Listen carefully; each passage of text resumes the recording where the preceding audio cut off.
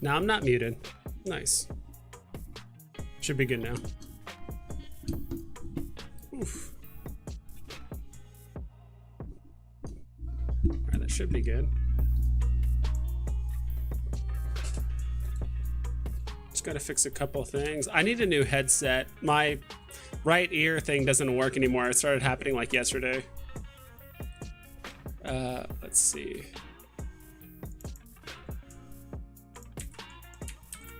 That changed. And then there's something else I was gonna change too.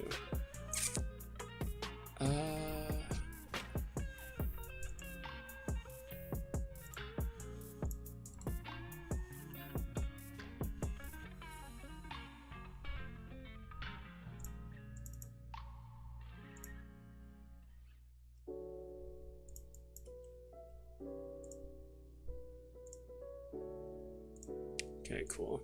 I was gonna do these two things. Follow me here, and then I was also gonna put the, not this. That doesn't really work. I need to do this side by side.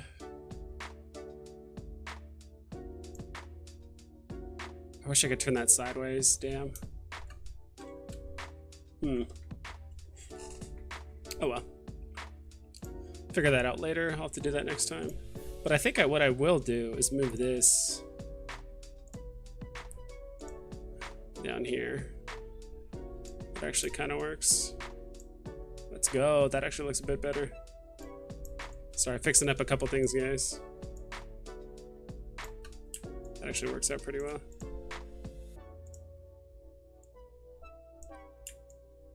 No, that's not what I want. Oh, that works. Good enough. Kind of wish the text on the amounts were a bit bigger. Does this work? Okay, God, now I need to like change that. I feel like I got like so many things going on the screen. I'm not making it easier for myself. Ooh, that looks bad. Let's move that back up here. It's hard because some of the stuff you can't see how it looks until after you like start the stream. But I think we could actually move the text chat overlay. It's like the chat overlay a bit bigger. There we go. Let's go. I think that looks good enough. Change it up a bit. So if you guys want to follow me on Veve, those are the two NFTs at 9.99 million, and then HRO at HRO Vibes. So I bought a bunch of black and white Batmans. Am I making a bad idea? Snap. I need a C3PO. Gotta buy more gems. I guess I don't know. I don't know what to do. I need a financial advisor. Well, I'm not your guy. I'm not the guy to go to for financial advising, if that's the case. I really wish my chair could go up like a bit higher. That's obnoxious. Guess I can move this down a tiny bit. Sometimes I do kind of catch myself slouching in my chair. Yeah, dude, I don't know. It depends on which black and white Batmans you bought, I guess. I mean, there's a big difference between buying a bunch of Amanda Connors or Batman Who Laughs or whatever. Can't really help you with that. Vibes, what's up? Veve is trash. False. Let's go. We all are going to lose our money. Unlikely. Seems like someone started 420 all day. We vibing. What up, homie? What's up, dude? Spider-Man Mini 2099 breaks 1K floor for the first time in months. Really? Like below 1K? Or what do you mean? Not sure, not quite sure what you mean. Also, does this configure work? Why is this? There it goes. Like, why is that not working?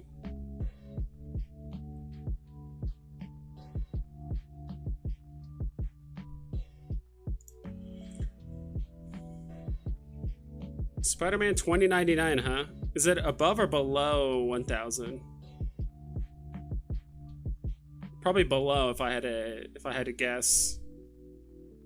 I didn't pass it, did I? No, I did not. Gotta get down to Marvel Mighties and then Spider-Man 2099.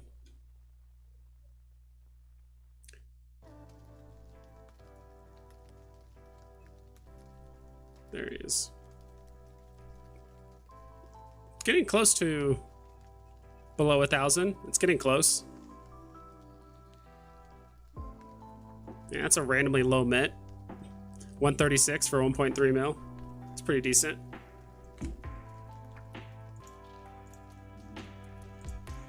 Even if Vibes, any idea when the packs dropping on Walmart and Amazon? No idea. I think if people knew, they would. I don't think they would actually tell people. I think they would just buy them out. I'm not even sure how to turn on the alerts for that, to be honest, too. So, if I knew, I would tell you. I genuinely don't know when it's going to happen. It seems to be completely random. X-Men number 25 uncommon at 30 gems now. Really? Wow. I think I actually won one at drop and I sold it for like 27 and it's still going up. Because honestly, I felt like it just couldn't go any higher. Wow. Yeah, it's at 30. Are people really banking on the fact that it's like the first... Because I think there was a video by Veve saying that like this is the first comic cover that's based on like a promotional poster and not like a actual like panel or the original cover or anything like that. Is that what people are banking on? Like, don't get me wrong, it's an amazing looking cover. I need to open this. Don't get me wrong, it's an amazing looking cover. Like, just look at that. It's gorgeous with Magneto's face and all the different X-Men characters on it. I mean, hell, you can see...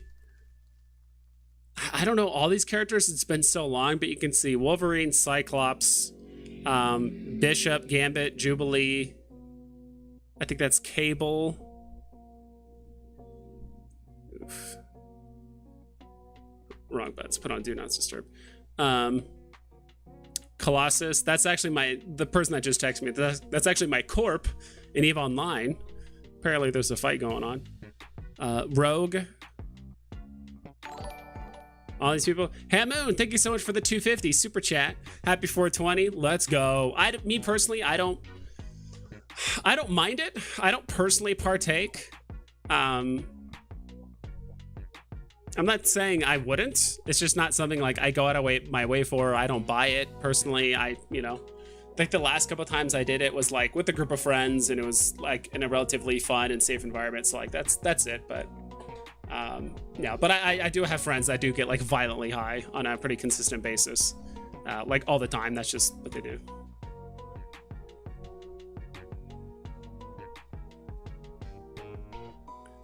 Yeah, dude. But this is.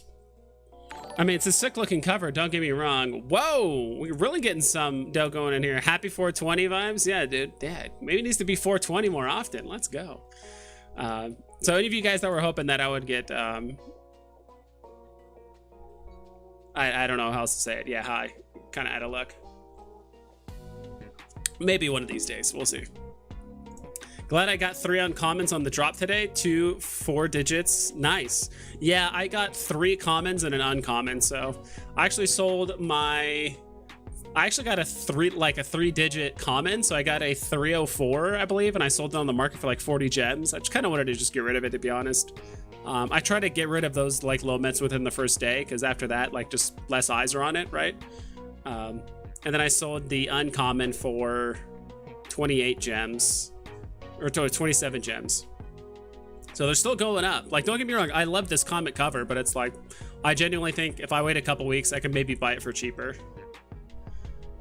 2099 mini has been under 1K for months. Okay, I guess that's the case. I don't know, I sold mine like a long time ago. I had a 2099, but I sold it a while ago. What's the meme dream? It's just A bar just for funsies? Maybe I should change that to 420. What do you guys think? Just for fun? Like, it's not like it's gonna get there anytime soon, but I think it's just for fun. $5. It's Raiden. It's Raiden. Dude, I can never pronounce your name. I'm so sorry. Keep it up. Let's go, dude. Hell yeah. I appreciate you guys being here. I love the fact that I found a way to actually change the donation bar so it actually fills up more through super chats instead of donations or whatever. Let's see if we can change this to 420 just for fun. Or should we? Let's leave it on 69. The bar's filling up. We're doing well. The meme dream is just something for fun, but I do think at some point I will set it up for certain goals. Like, part of me does want to get a new stand for my microphone. I might even just get a new microphone because I think the stand came with the microphone and it wasn't that much. I think it was like $40 or something like that.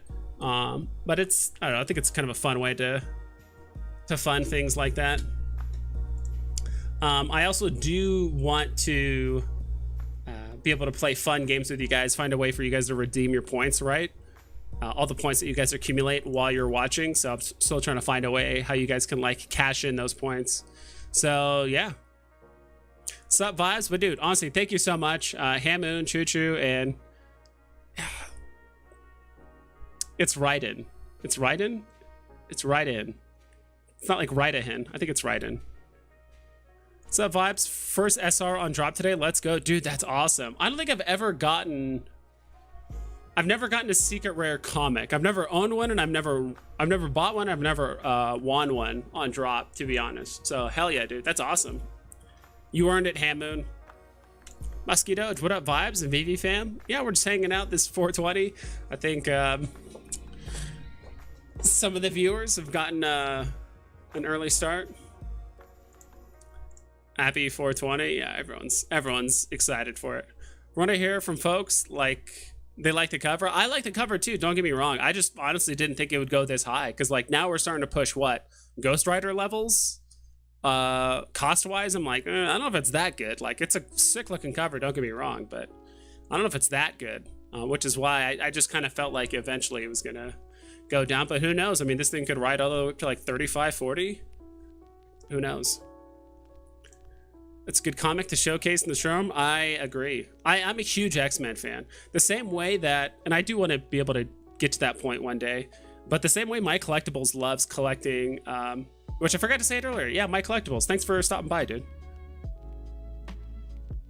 And thank you for having me on the stream earlier. That was actually a ton of fun just to kind of like just talk about Veve, just talk about comics, talk about speculation that's going to happen next year, right? I do not know why this program is lagging on me. It's like not showing what it should be showing. Come on, work with me. Maybe I need to move. There it goes. Okay. Being a little weird on here. Yeah, but thanks for having me on. And please, I'm sure all of you guys know my collectibles, but please go check out my collectibles. I guess we can turn this off now. Just go back to here. Life without cannabis is worthless. Life with cannabis is a beautiful thing. Yeah, I've enjoyed it a bit when I partake. Like, don't get me wrong, and I'm not against it or anything like that. I actually do enjoy it when I do it, but it's just honestly it's a habit I probably can't afford like to do on a consistent basis. And yeah. Hello, do you have any ape coin? What do you think about the bat cows? Honestly, I own zero crypto. I don't own any crypto at all whatsoever. I do want to start owning some OMI. I do know that's why I kind of had this thing, because there was a couple times people asked about OMI and whether they could donate some OMI. I do want to buy some OMI. I would rather get OMI just through, honestly, HRO. I'd rather just sell cards for either OMI or for ETH, and then just, if I do it for ETH, just transfer that ETH over to OMI eventually. Bat cows, I don't really care for. I don't know. It's on, what's it called? It's on Palm, right? So I'm not familiar. Is Palm on OpenSea or whatever? Like, I'm not even familiar with the platform. I genuinely couldn't care less about the cowls on Palm. How much are they going for?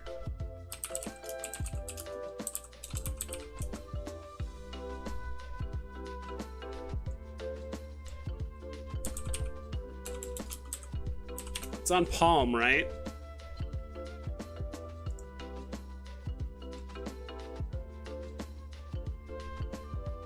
$2,000, huh? 200,000.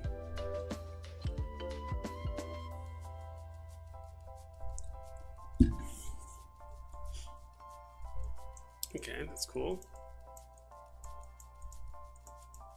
What the hell's up with this website?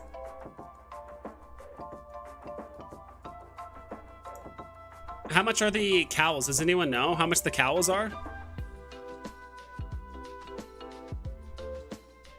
Are they... Oh, I remember they were $200 each, I believe. $300 a piece. 200,000 unique NFTs that are 3D rendered images.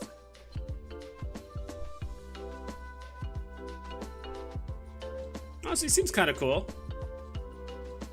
Don't know if it's something I'd throw $300 at. To be quite honest, I'd rather throw $300 at HRO than these cowls.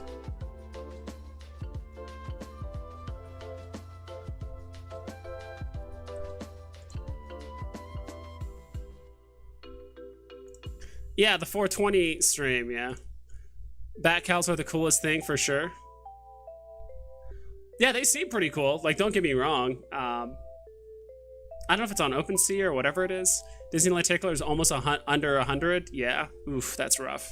Yeah, I'm still bullish on the lenticulars. Like, don't get me wrong. Those, just like everything else, it's just gonna take time for them to go up in price. Disney is expanding ops into other parts of the U.S. Expanding ops. Operations in other parts of the U.S.? I mean, they're always... I would assume they're always expanding, right? They're always trying to find new places to get more Disneylands and stuff, potentially. Chat overlay. Let me fix this. I don't want this, like, a little bit larger. You should get a green screen. It's such a pain in the ass to set up. And the way my room is set up...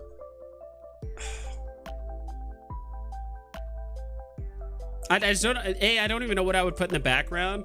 But also B, I just hate, like, you either have to put it up against a wall, and so in that case your computer's like basically in the middle of your room, like your desk and your computer's in the middle of your room because you don't want too much space. Like I also don't want to decorate my entire wall green. I used to have a green screen when I used to stream Hearthstone and EVE Online back in the day, but I had like, I don't know if I had those against the wall or if I actually had like two stands that connected by a post up top, so you could have like a green screen like hanging in the middle of your room or whatever. Because right now, like, the wall to my room is like right here, which is perfect for me. And my roommate is through that wall, so I don't want to move my computer in a way where I'm talking at the wall where my roommate is, and then I also don't want to, like, I don't know, have either a green screen or my computer just like sitting in the middle of my room. I don't know. It's not a bad idea. I just don't see any... I just don't know what I would like put in the background, you know? Like, yeah, there's some like really cool stuff I could do with the green screen. Like, don't get me wrong. But maybe it's something I'll think about in the future, but... Rida. Okay. It's Rida in? It's Rida in? Is that how you pronounce it?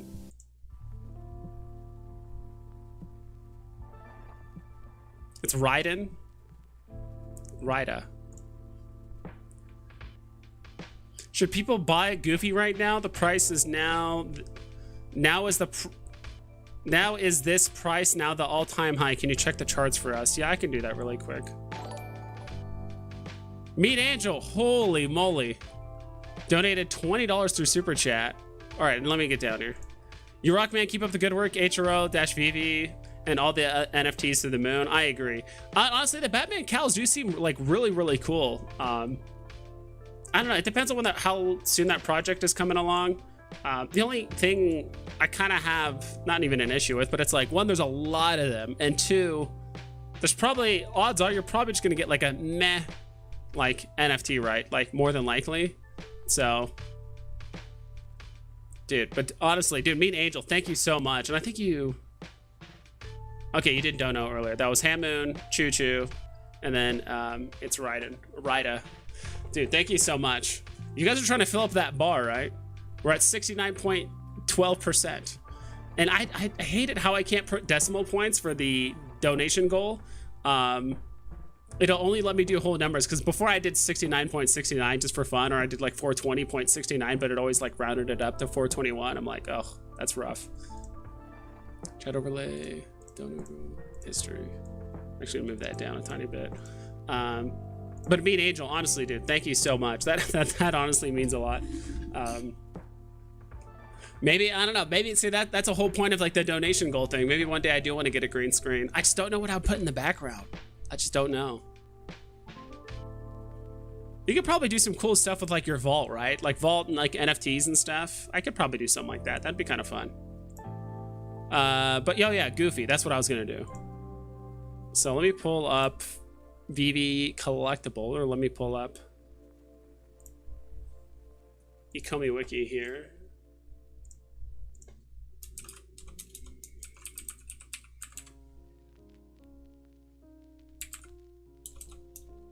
Trying to remember my password. Yeah, that doesn't work.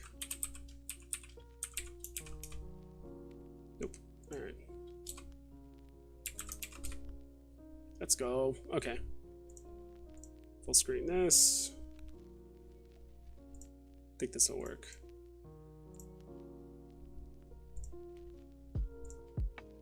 Let's go. It said, should people buy Goofy right now? Is this price now the... What do you mean? Is this price now the all-time high? Or like, what is the all-time high for Goofy? Is that what you mean? I mean, 789. I mean, that's pretty damn low. It's hard to compare because, again, honestly, these NFTs that started like literally in the heart of the gem squeeze, or like in the heart of like right when the market was going down, we don't know. We don't really know the upper limit of these. I mean, the fact that Goofy hit 4.4K during... This is after the market was going down for what, 2 or 3 weeks? And it hit that high, and now it's just, we're going all the way down to 789. Yeah, I think right now it's recovering a bit because there hasn't been really any super significant drops over the last, I would say like 3 weeks or so, which kind of shows since like the beginning of April, like there hasn't been any like super significant drops. Like even the Mickey parade drop didn't really affect the price. Like it wasn't that big of a deal. Let me just look at all the lenticular cards. I think it's under Mickey.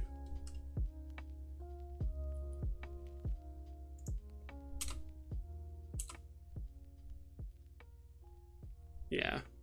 I'm trying to compare to like where Pluto and Donald is. So where's Pluto at? 270, 212. And this is now chilling at, could it go down more? Potentially.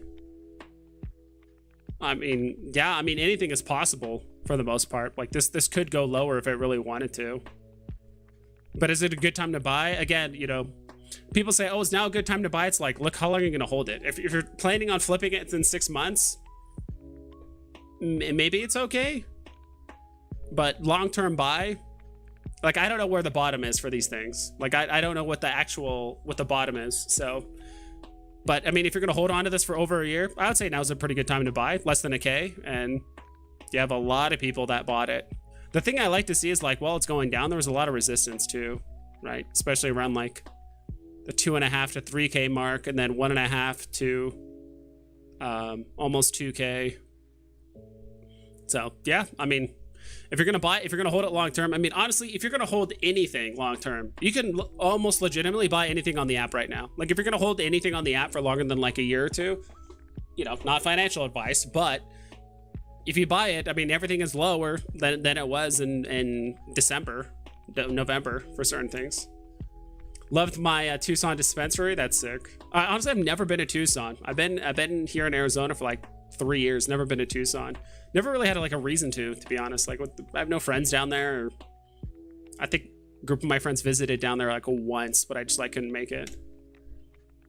The Veve app has been uber laggy today. Yeah, it's been a little bit slower. I don't think it's been uber laggy, but yeah, certain times of the day when I did try to like put up a listing or like look up certain things, it was pretty slow. Firefly Odyssey, yeah, 300 pass. Cowser for Halloween in the metaverse. I don't know. I think it's just DC's trying to find any way to monetize anything Batman related.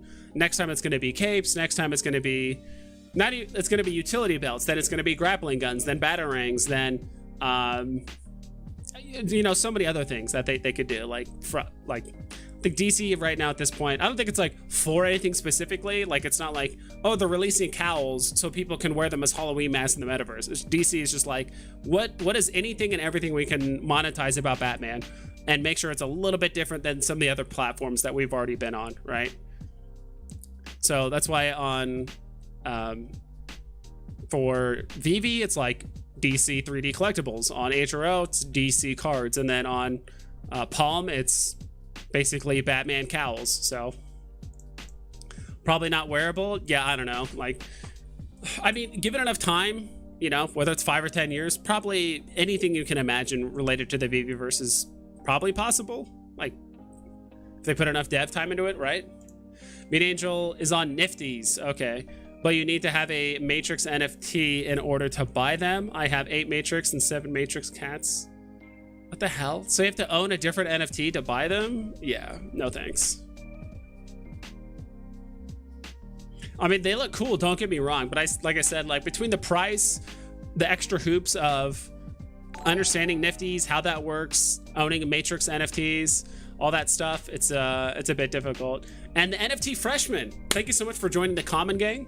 Welcome to the Vibe Tribe, as you can see here, the Vibe Tribe. We're getting some members in here. I think one of these days we need to pull a My Collectibles and actually do some member streams, do some fun and unique things. Basically try to encourage people to join the membership. I haven't really done anything yet to for certain aspects. So I wish I could do giveaways, but obviously we can't with the way the VV is set up. So we kind of have to find other ways to do fun stuff. Yo, how do you do on the drop day? Ended up with 11 comics, 5 commons, 5 uncommons, and 1 SR. That's awesome, dude. I don't know, like even on this drop, I was kind of hesitant to even, because I actually still need to unlock my phone because right now it's shadow banned. Like I can't play any drops on my extra phone. So I don't know. I probably should just put $5 in it just so it unlocks itself and I can actually start playing drops. Because I actually do have like 110 gems or something like that on that account. So I could easily, you know, buy with 2 phones. So I ended up getting 4 on my main phone or like my main account. Only because on my 4th attempt, it gave me a, what's it called? A CAPTCHA. And I actually failed it the first time. I clicked on what I thought was all the boats, but I guess I failed it, so I had to buy again. So I guess I could have had 5 if I wasn't dumb. So, but yeah, maybe I'll do that. It's just like this comic wasn't like, I wasn't going that all out for it. Like if I could go back and like redo like Moon Knight or something like that, yeah, I would have gone all out.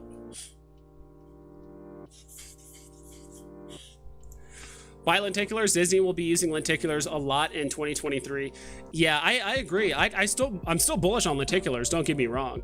I mean, now it's just a fantastic time to buy them. I still have my Minnie Mouse. I bought her for 550 gens. Was it back here? Yeah, it must have been around here.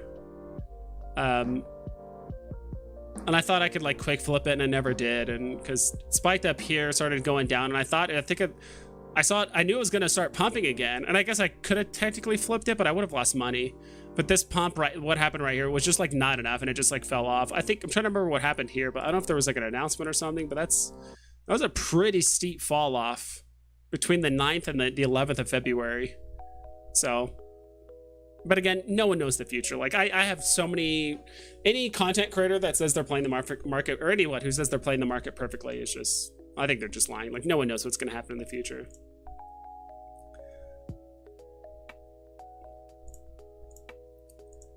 See the way my bank account is set up? Cool. Wait, I'm on waiting list for the cows. I would get 5 maybe. We'll see. Yeah, that'd be cool. All-time low? Oh, yeah, it's at an all-time low right now. Goofy? I mean, technically it's all-time low. I think was like 720. 725 is technically its all-time low, but it could go lower. Honestly, some people are speculating, oh, because it's so slow on Veve right now, we could have a big drop announcement end of this month, beginning of next month, Star Wars, whatever it is. Who really knows, right? Not entirely sure. I am liquidating some things that I'm in the profit on, not too much. Like, I'm talking a few hundred gems. Like, I'm not liquidating half my vault or anything crazy like that. It's just liquidating. Yo, vibes. Assad, my dude. That's how I imagine you saying it, NFT freshman. I may sell the You Are Invisible Woman so I can stack more Parade Mickey, but I have an attachment since it's my first drop win. Yeah, it's up to you. It's, for me, I really don't have a lot of sentimental it's like, it's still in my head. I don't remember it. Like, I remember my first drop win. My first drop win was Elsa. My first purchased NFT was the OG Devil Bunny Red. That was my first purchase. I wanted to keep it relatively cheap. That was my first purchase on the market ever. So I still remember that.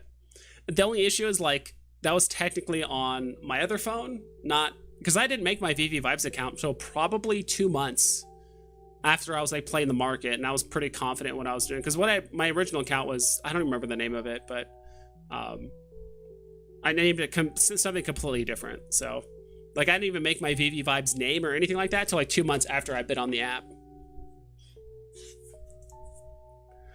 Crypto sentiment is super low. I'm bullish on Veve, but I won't put more money into it. I'm already over my comfort zone. I'm adding little by little, but the prices are amazing, but super risky. Yeah, I mean, I've said this before. It's like, nobody would have known, like, oh, the best thing to do in Veve was to, like, sell all of your shit mid to late January to like early February. Sell all of your stuff and just don't do anything for 3 months. Like, no one thought that. You know, in hindsight, it just makes sense. Like, look, when things basically go 3, 4, 5x over the course of 2 or 3 weeks, it's gonna go down eventually, right? It makes sense in hindsight, but I don't think a ton of people saw it coming. Like, we'll just look up a random NFT right now. So, like, Darwin Cook, I believe he's basically back in his November pricing. But when you have something that was going for 75 gems and it goes all the way up to 360, you know, it can't be there forever.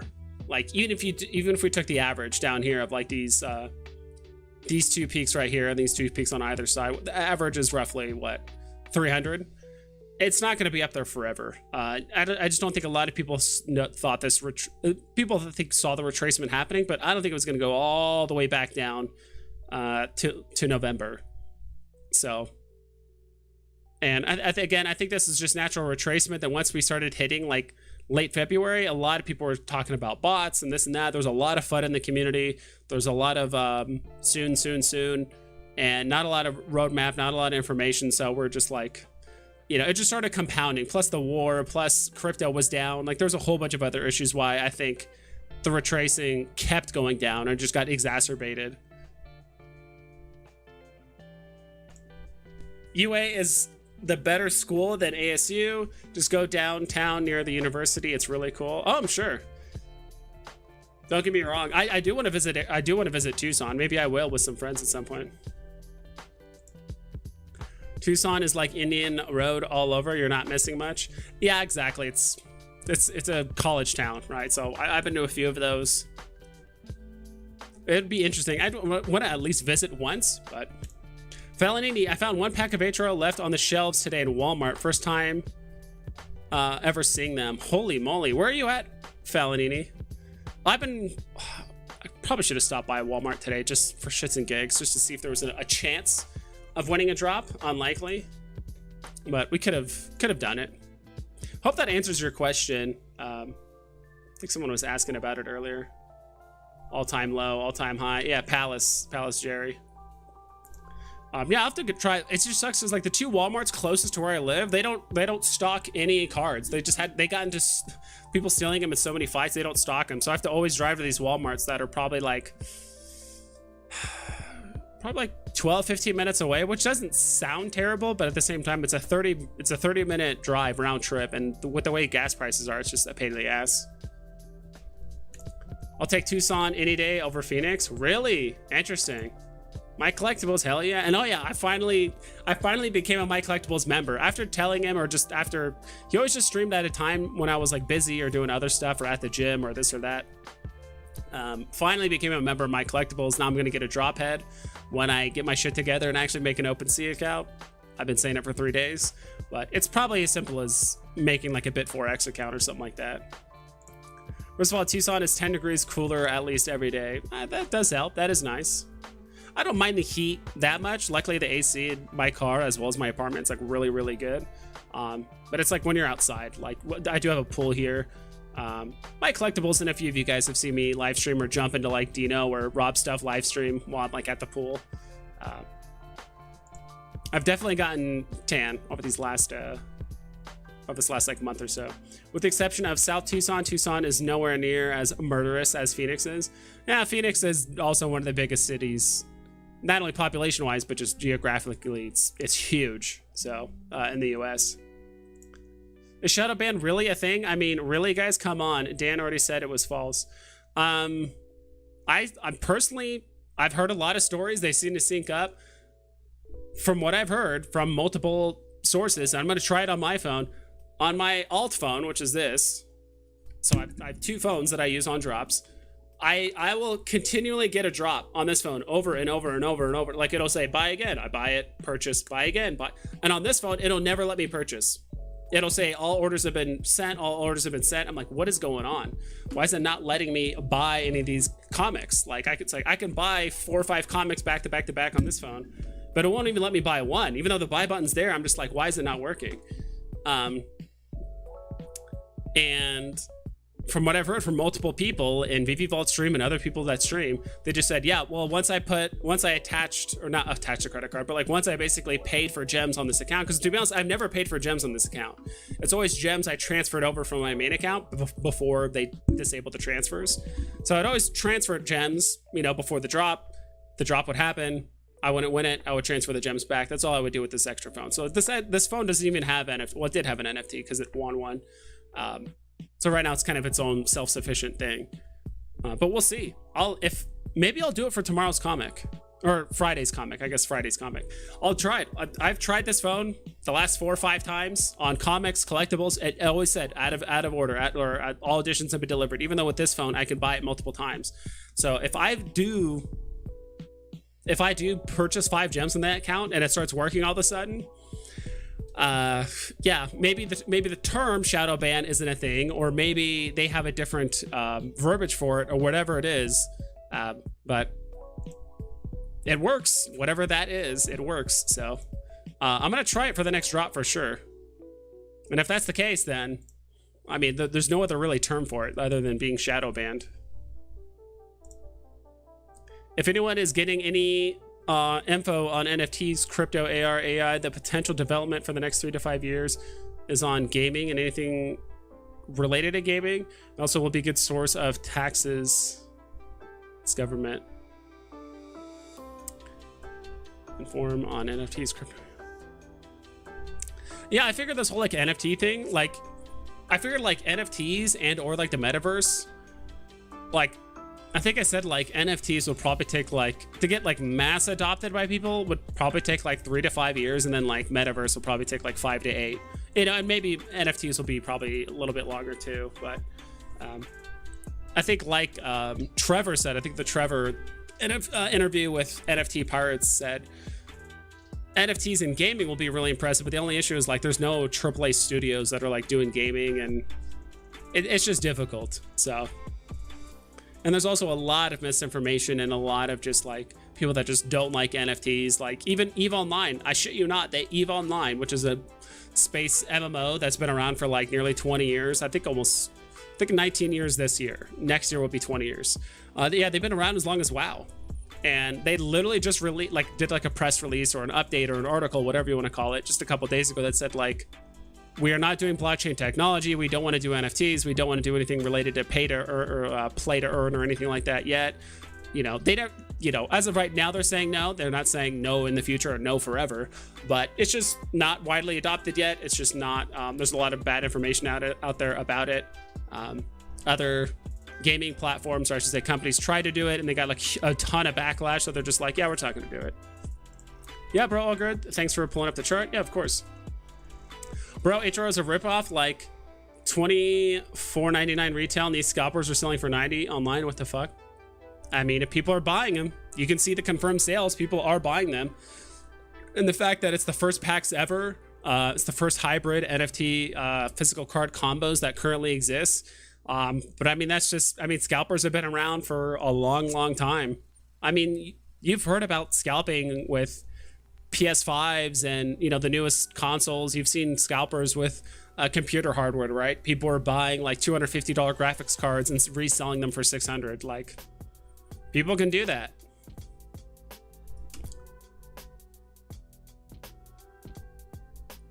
And it's not HRO's fault. Or you say, bro, why is HRO a ripoff when HRO is selling them for $25, but other people are just buying them and reselling them? I think I know what you mean. But yeah, like, and people can do what they want. It just sucks that, you know, some people got luckier than others. Like, if you live in Texas, it seemed like every other Walmart in Texas just had HRO cards just laying there. Like, I would say about 50% of the wins that I've heard in the US came from Texas. People are like, oh yeah, I'm in Austin, or oh, I'm in Houston, I bought this, right? They're just laying here. You know, that's just lucky for them. So nothing to do with HRO necessarily. But it's just, yeah, people, you know, that's part of making business. That's literally Amazon too. Amazon is just scalping.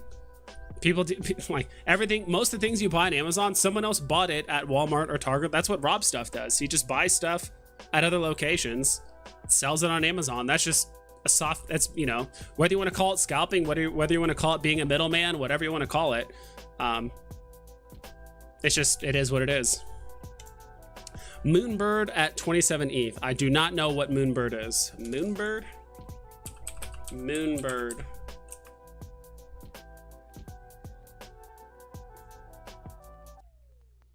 What is the Moonbird's NFT collection?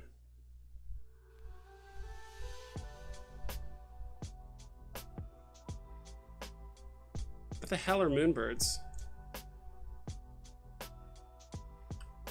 See, this is like the only thing. I don't want to say this, but like, there's just so many NFT projects. It's damn near impossible to keep up with all of them. Like, I just don't, like, to be honest, I don't even bother.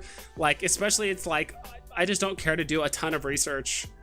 And that's probably because I'm not on OpenSea. I'm not on other NFT platforms. Like, the only ones I'm on is literally HRO and Veve, and that's it.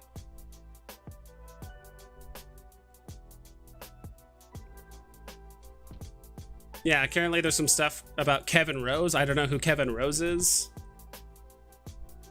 NFT collectors are clamoring for Moonbirds, digital owls, with $281 million in sales. Moonbirds fly in an NFT top spot.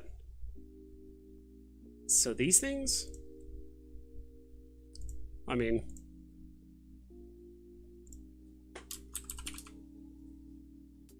these things?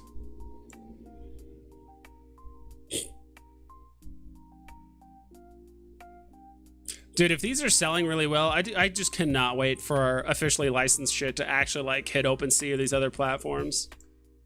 Honestly, I think once officially licensed stuff comes out, like, these are just gonna dump, to be quite honest. Because if I owned one of these, like, stupid Moonbird things that I could sell them for like $50,000 or something like that, or 20 or 10 or however much these are going for, and I could buy Spider-Man or Batman or Wolverine or Star Wars, I'd rather have that, personally. Whoops, I wasn't showing it on the screen. Figures, whatever. So no luck this week on HRO hunting. Yeah, I'm not having any luck either. Meet Angel. Yep. I'm not having any luck either. I think it's just luck of the draw, and I think Rob was right. Like, there's just, you're just getting lucky. You know, certain locations just had more delivered. It seems like a lot of East Coast and a lot of southern states, of course, excluding Arizona, end up getting a lot of deliveries and a lot of stuff hitting the Walmarts. Poolside live streams need to happen more often. Yeah, we might do them. We might do them. Maybe we'll do that for our membership streams or something like that. Yo, best buy for 4,000 gems? Oof, Matt Mars. That's a difficult question. Are you talking about like a single purchase or just like any combination of stuff for 4,000 gems?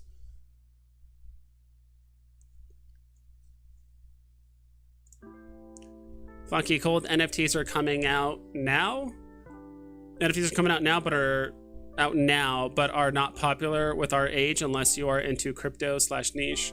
It will be mainstream and the norm when the kids are late teens, etc. That's the demographic they will. Yeah, I think NFTs it's mostly appealing to, like, I would say millennials, to be quite honest. Like, cause what's probably like the oldest millennials are right now? Like early 40s, late 30s or something like that. Yeah, it's probably somewhere around there. I do think that the majority of the people on the platform are probably between 25 and 40 for the most part. So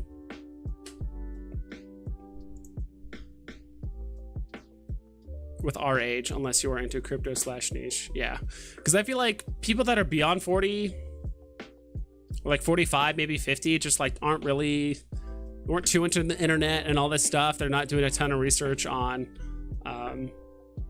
investing, speculative investing, that kind of stuff. I could, kind of be wrong about that. I once slapped a scalper in Walmart parking lot over Pokemon cards. Cop showed up. Slapped a scalper in Walmart parking lot over Pokemon cards. Cops showed up. Cop had a kid and said, "You know what? You're free to leave." Cop had a kid, so you know what? You're free to leave. I don't know. Well, me personally, I don't know. You can do what you want. I personally don't condone violence, like slapping people, hitting people for no reason, even if they are scalping. Like, I don't think scalping is inherently a bad thing. It is what it is. It's part of being in the market, Scoop the HRO in Pennsylvania. Yeah, it's the East Coast. It seems like I said, I think East Coast and like Texas did really, really well when it came to deliveries. I think a little bit of like Chicago. Yeah, Chicago, I guess it's like Midwest. But there's like nothing in Arizona, like at least the times I checked. Moonbird is so freaking dumb. Yeah, I don't know. It seems, it just looks like every other JPEG, honestly, NFT project. There it is. Off time drive. Ayo Vibes, have you heard anything about the HRO pre-orders? I still haven't heard anything back since the orders confirmation last month. Apologies if this has already been asked. I don't know anything, dude. As far as I know, I heard from someone who heard from someone who heard from someone that it might be the 19th when they ship out. Does that mean they're going to arrive at the 19th or get shipped out of their warehouses on the 19th? Is it overseas? Is it already in the US? Nobody knows. Nobody knows any information that's going on with that. But I did actually want to check something really quick. I'm on the Discord. I literally only used the Discord recently to put out a support ticket, which they helped me with, like updating my address for the delivery, which is awesome. Like, they were actually really quick about that. But that's the one thing that HRO lacks, like, really bad, is like, we have no idea what kind of utility these cards are going to give after the snapshot. We have no idea when these deliveries are actually going to happen. We have no idea when the next snapshot is with the HRO cards, or the hybrids, or when the next digital drop is going to happen when it comes to the packs and stuff. Like, just have no idea. Like, no one knows anything. It's all speculative. They all heard a guy. They all heard from someone what's happening. So that's the one thing that's kind of bothers me about HRO. It's just like nobody knows what's happening or what's going to happen. Let's see. Is that right?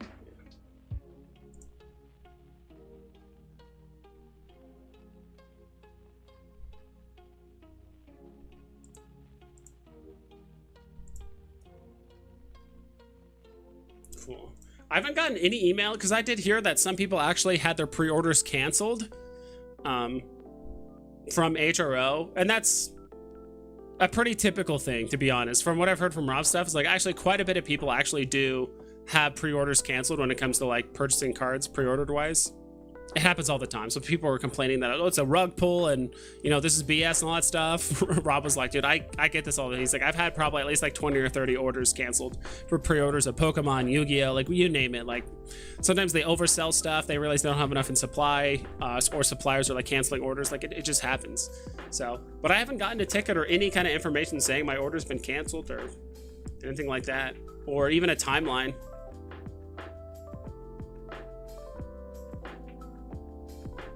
Yeah, at least I don't see one. Keystones S. It went from 80 to 27 in like days. Cool. The Moonbird? Yeah. Is it just like a random Moonbird? Like, is it just all Moonbirds? Or are we just talking about like one super, super, super rare Moonbird with like the lowest chance rolled of like weird accessories got like up to 27 ETH, right? That's like saying, oh my god, Batman NFTs are 8K. It's like, well, that's just Todd, but what about all the other Batman NFTs? You know, or if we just did, you know, if we talked about like Rizzo or something like that. Like, there's a big difference when things are just like going up in price, right? Sam Gito, aka Photographer Raptor. Dude, I like saying your name. Yo, what's up? He knows what's up. 420 day. Bro, HRO in Pennsylvania? Where? Utility is immense. For what? For HRO? I have no idea what the utility is, to be honest. Like, what is the reason for holding on to the cards? Late 30s to 38 or so. Yeah. I don't know what the utility is for HRO. I have honestly no idea. If they have it spelled out somewhere, I would love to see it. But I was just watching Millennial Money on YouTube. Yeah. Yeah, those guys are great. I like watching Millennial Money on occasion. What's up, Real Property? How you doing?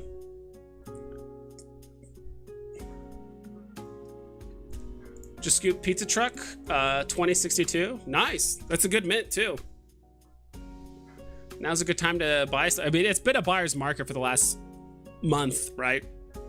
It's been a great time to buy on the market.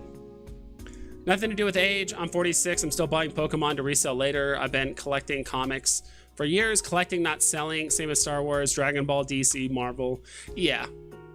I mean, it partly has to do with age, right? Like, you're more likely to collect things that you probably grew up with, right?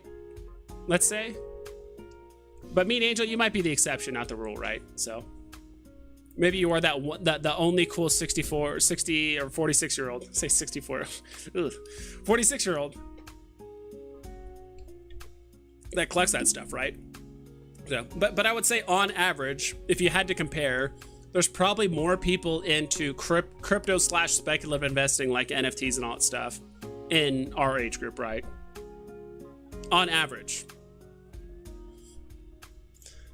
Slider, millennials are 1982 to 2000, around that, but depends on who you ask, but definitely born in the 80s and 90s. Yeah, I've looked at so many different websites as to like what's considered a millennial. Like a lot of them say like, some of them say like mid 80s to like late 90s. Some of them say late 79 from like early 1990s. Like, it's just different in everything. Like, I've looked at so many different websites and they've all said different things. Dude, I hate the new music that they put on here. So, hey Vibes, the HRO online process, do you have to have money in an app to purchase? Will I even have a chance? What time is it?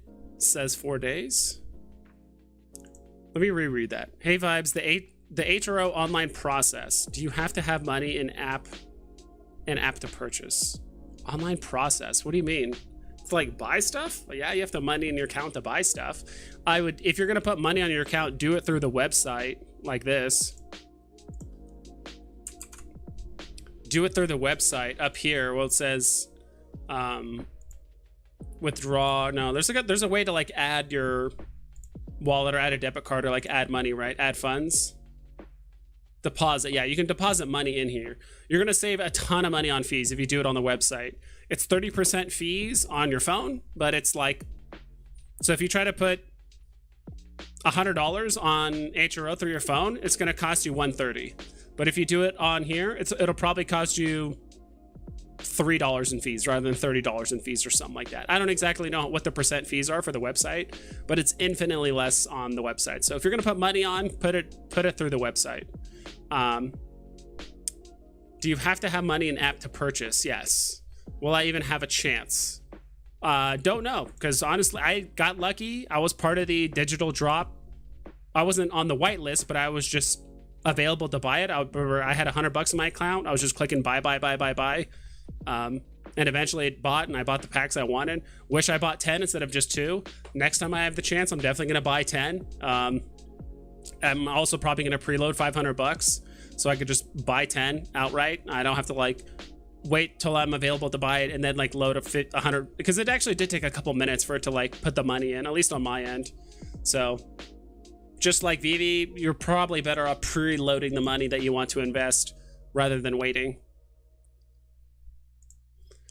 Yeah, the floor price, so the rarest one sold for 150 ETH. That's nuts. Yeah, that's cool. I mean, some of these other projects,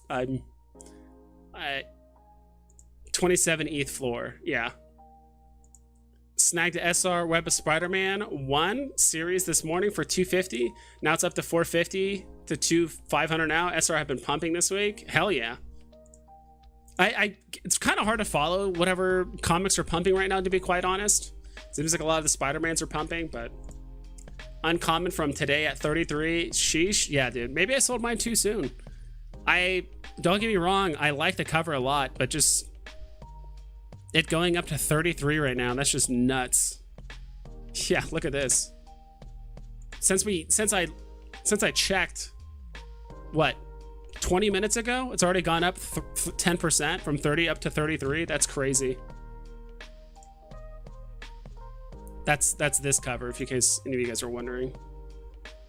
That's this cover, the uncommon of the most recent drop. It just, I don't want to ape into it too hard because it's not a significant what do you call? Why is it doing that? Why does it look like that?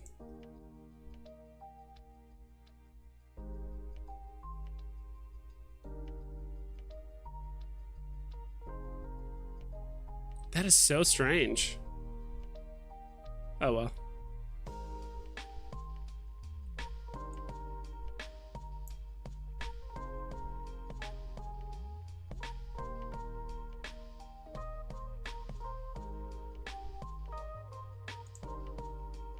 There it goes. I'm like, why is it not showing more?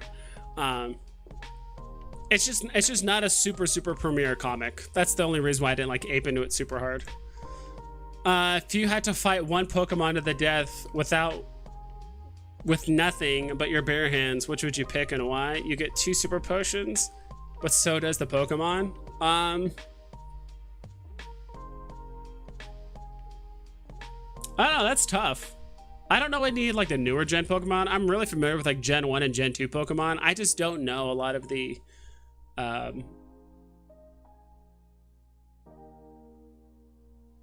just don't know any like Pokemon beyond that, so.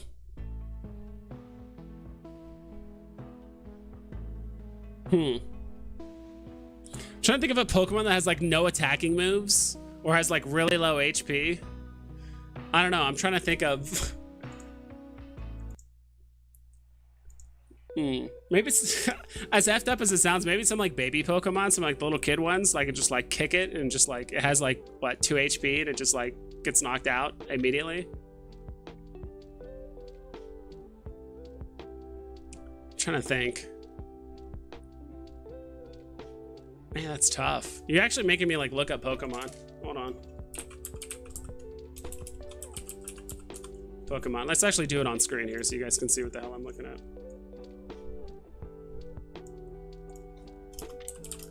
Pokemon Gen 1. Let's look at images. Let's look at like that. There has to be a chart, right? Oof. Yeah, this is a huge chart. Let's do this. Ooh, that's bright. If I had to pick one to fight, I don't want to say Ditto, because that thing is actually scary, because it could change into anything.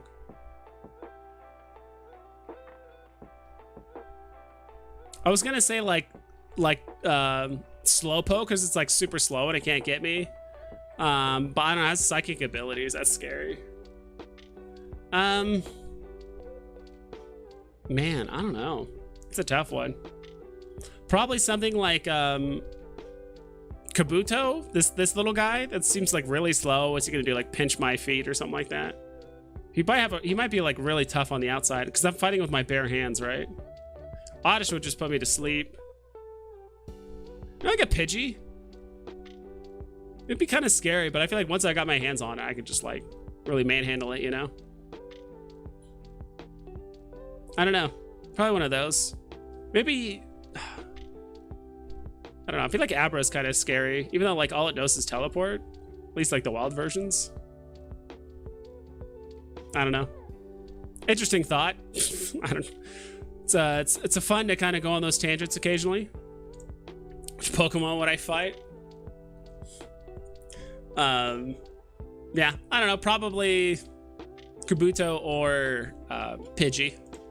No, to buy in the online packs. What about them? These ones? These are sold out. And when the new ones get announced, it's going to be somewhere here where it's going to say get in queue or something like that. You just tap that, you get put in the queue. And then it'll open up like a new menu to ask you to buy. And when you click buy, it won't let you until you're accepted to the queue or whatever. But yeah. I don't know what you mean, like these, like... I mean, you have to have money in your account if you're going to buy the packs in the secondary market, or if you're going to buy them off this like homepage where they announce the new digital packs. So I think that's what you mean. We're working on implementing... Hold on, let me change this back here. We're working on implementing benefits for holding collectibles long term. P.S. We're looking into an update on retailers and the pre-order status and share this with you as quickly. Yeah, that's what I mean. Like, so that's the thing is like, I know they're going to implement utility. They said they're going to implement benefits for holding NFTs long term, but we don't know what it is yet, right? So it's a lot of just like, all right, this is all stuff we're gonna do. You know, when, right? But at the same time, I totally don't blame people that like once the snapshot happens, people just dump all their collectibles. They're just like, all right, I just want money for the next drop, right?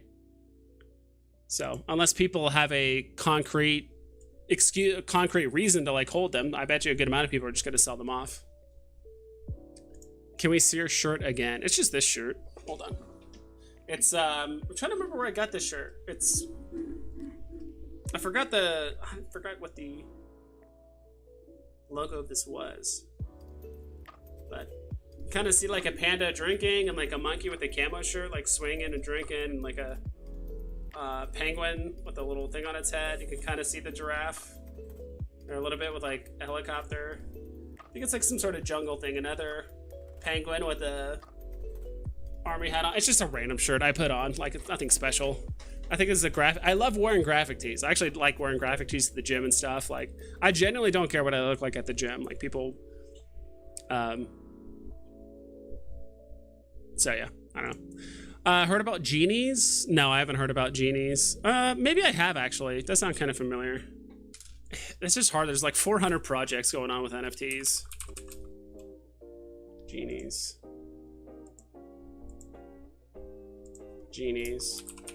Isn't that like new NFT product thing that some sort of Disney CEO executive went over to? I don't know. I think that's the case. I think that's the company. I don't remember. Single purchase. Single purchase. What?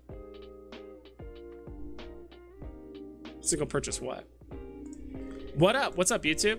It's all about the art and exclusive covers of the not so popular comics. It's all about the art and the exclusive covers of the not so popular comics. Yeah, so I guess people are just buying, you know, what's heavily discounted, right? Or what they think is heavily discounted. Took a risk and sold Superman for Steamboat Willie Ultra Rare, and they were both around 2.5k. Steamboat Willie keeps dipping.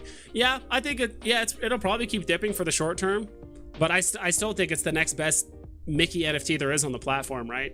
It's like, all right, if you want FA Mickey, you need to buy Walt. So unless you have 18,000 gems laying around, The next best thing, in my opinion, is Ultra Rare Steamboat Willie. Like, Lenticular is like cool, like, don't get me wrong, but it's a card, right? Not a 3D premium collectible. So I still think Steamboat Willie is still the next best, like, Mickey NFT to have.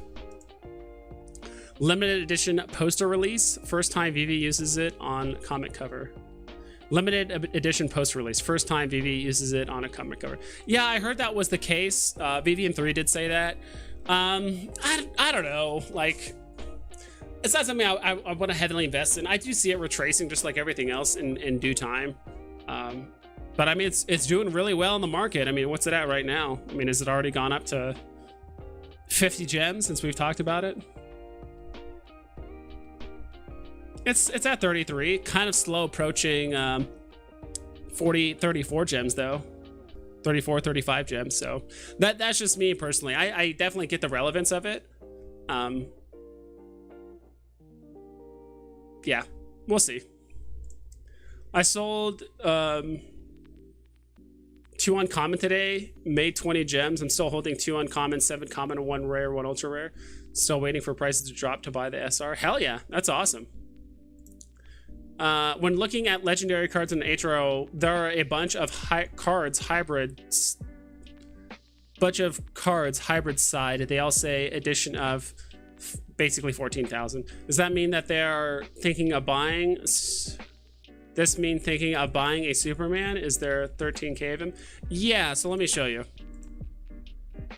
Sorry if I'm kind of like awkwardly reading your guys' comments. Sometimes my brain is slow, or you guys like phrase stuff kind of weird, so I have to kind of take my time reading them.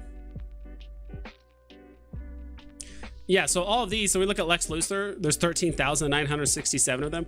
That means there are 13,000 basically 14,000 Lex Luthor hybrid cards in total. Not all the legendaries all together. That means there's, 14,000 Darkseids, 14,000 Harley Quinns, 14,000 Jokers, 14, they all have 14,000. In the grand scheme of things, that's still not that many, because remember, there's going to be a ton of packs that are unopened. There's going to be a ton of packs, and boxes that are unopened. There's going to be a ton of them that might get lost or stolen or not scanned or whatever it is, or damaged. Like, there's a ton of reasons why some of these might not ever, who knows, even though this says there's 14,000 Lex Luthors, it might only go up to 11 or 10 or 9. Like, who knows how many are actually going to get put into circulation, right? And it's also the first hybrid pack ever on the HRO platform. So I do think that's going to hold a lot of weight as well. So yeah, there's 14,000 total. So if we look at Lex Luthor here, it'll even show you how many in circulation. There's only 474 in circulation, which is hardly anything in the grand scheme of things. So even if this does go up quite a bit, yeah, there's a lot here. If you try to compare it to the digital exclusive cards, yeah, there's infinitely less of the digital exclusive ones. Because look, the commons, there's like 50,000 of these, but there's 16,000 of the commons when it comes to the digital exclusives. So and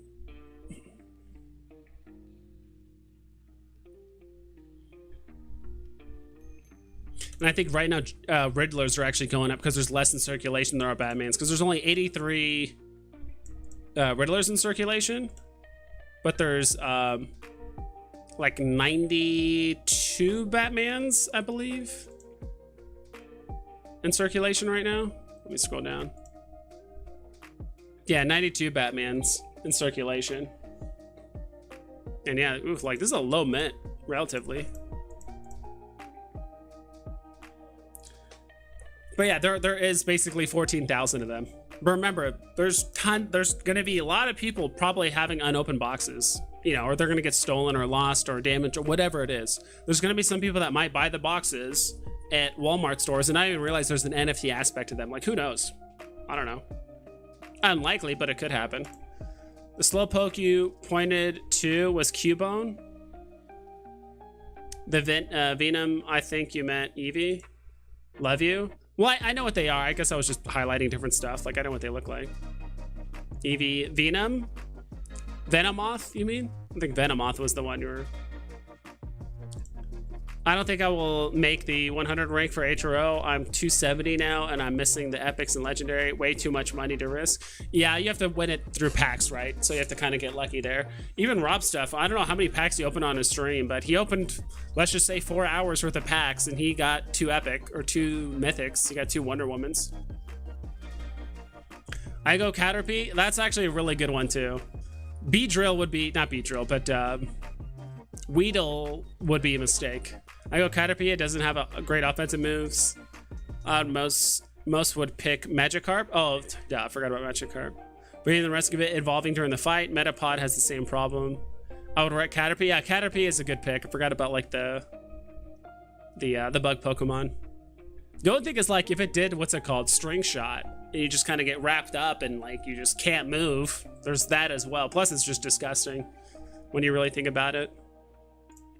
Slider, yeah, I was at 49, but after the scan opened up again, I got muscled out bad and had every card except 4 legendaries and the mythics. So I've been selling, just focusing on a few cards and stacking. Yeah, that's why I'm not chasing the leaderboard at all whatsoever when it comes to these things. Like, I'm just gonna find ways to like make money.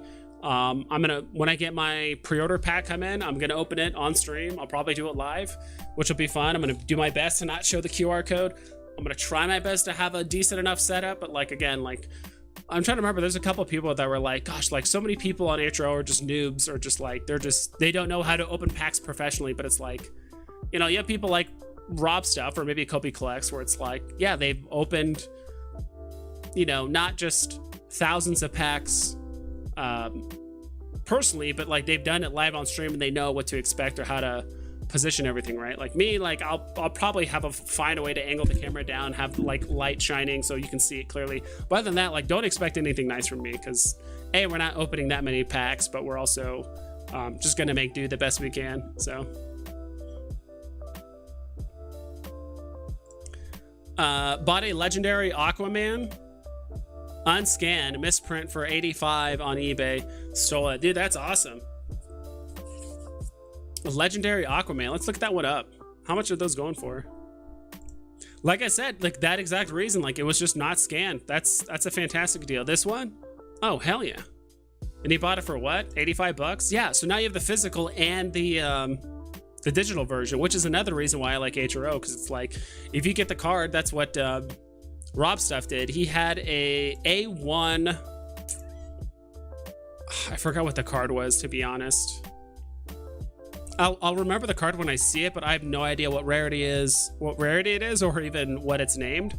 But he did unbox, or I should say unpacked, an A1 card, and so he's gonna put it in a sleeve, probably get it graded, and all of that. So like, not only will he be able to sell the NFT, obviously on Immutable X or on HRO for good cash or good money, he's also gonna have the physical counterpart, right? He could also sell that too. So I forgot which card it was. Like I could probably watch the live stream with me and my collectibles. He mentions it a couple times, like which card it was. Yeah, I don't remember exactly what card it is, and I'm not going to go through all of the cards to find out which one it was, but pretty cool. So yeah, like I'm not going to chase the leaderboards. Like there's no reason to. If anything, if I do get like a low mint thing, I'll probably just trade Rob stuff for it. Trade him, or maybe he'll buy it from me. You know, whatever we work out. But I do want to help out the fellow content creators. Genie's the project that the chairman of Walt Disney got into, Bob Iger. Yeah, that's what I've heard. That's what I remember. That's where I heard the Genie. I still don't know what Genie is, what they do, anything like that. But that's all I heard was Genie was the company or whatever Bob Iger went to. Yes, that was a nice pickup. Yeah, that's an awesome pickup, dude. Even Rob look tied at the end of it. I'm struggling to see the value in HRO. Selling packs, yes, but opening, no. I watched Rob open all, and I'm not sure he got his money back, but I think he's got his money back. I mean, he got 2 mythic Wonder Womans. He got a 2 pretty low mint of the same card. He actually got an A1 and like a number 57 of the exact same card. And you got to remember too, he also has the physical counterparts that he could sell or monetize too as well. So you can sell the NFTs. So, because how much are the mythic Wonder Womans going for?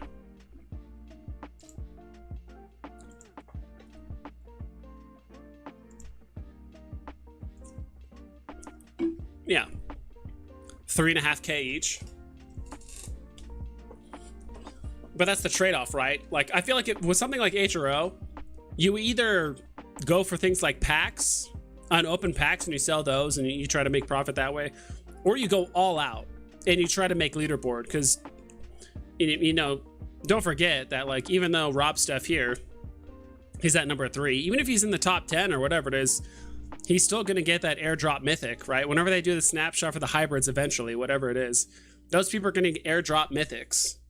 And if he does manage to complete the entire set, those people are going to get airdropped special mythics as well. At least that's what they did with the digital set. So with the digital set, God,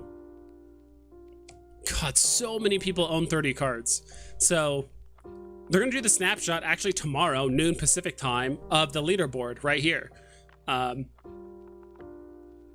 it would not surprise me if there's a ton of movement that happens like within a couple hours, I think, of when the snapshot happens, to be quite honest. Like, people might do trades, people might give other people like low mint cards like last minute to kind of like snipe top spots or like snipe some of the spots up here. But you have to forget, like, you get an airdrop if you own the whole set, which is 30 cards. You also get an airdrop if you make top 100, 2 different airdrop cards. So you also got to think of the money that's involved with winning those as well, right? Dude, the uncommon from today is almost 240. Dude, that's nuts. Damn, I must have sold mine like way too soon.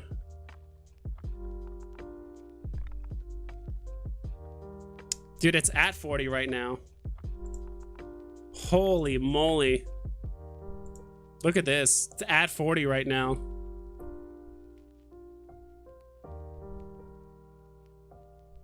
That is just crazy to think about. Yeah, maybe I should have waited a tiny bit longer, you know. Luckily, it's not an NFT where it's like, there's not a 0 at the end, right? It's not like I sold something for 280 gems and it went all the way up to 400. I'm like, oh my God. But yeah, dude, I'll be honest, I did not expect this to go this high, to 40. Like, I know people are like, oh, it's an exclusive cover. Like, yes, but I don't know. It's a cool looking cover, but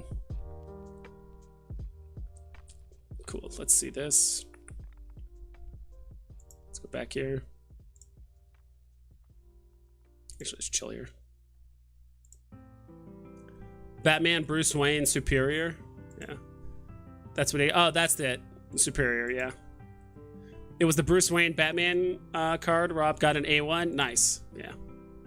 Unless you get Mythic or Legendary, the rest sell for $1 currently. Although, could these be good pickups for the future? $1 for Superiors, etc. Sound cheap to me. I think so.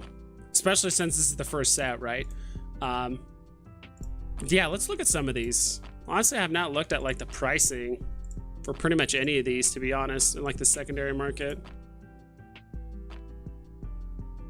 Now, $1, like, let's just look at like the Superiors. Are these going for $1 too? $1.50? Yeah.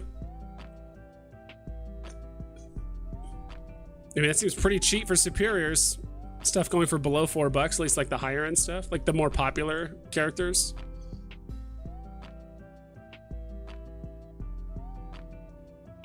Yeah, it's like, I think people know Amanda Waller from Suicide Squad and, you know, some other DC stuff. Not a lot of people know who David Singh is. I don't know who that is, to be honest. Iris West, yeah. Like, who cares about those characters? There's a reason why the Joker, Batman, and Catwoman, and like the Flash, these are all up here, like the higher price Superiors. How much are the Epics going for? Yeah. I mean, it might be worthwhile. Like, I mean, hell, if I sold the... That's what I might do. So the next digital... What do you call it? The next digital... What do you call it? The next digital drop. What I might do is, if I can, I'm going to buy 10 packs. Probably end up selling half of them when I think they've reached their all-time high. And then just kind of start buying some of these original cards that are super cheap. At least the ones that I think are super cheap.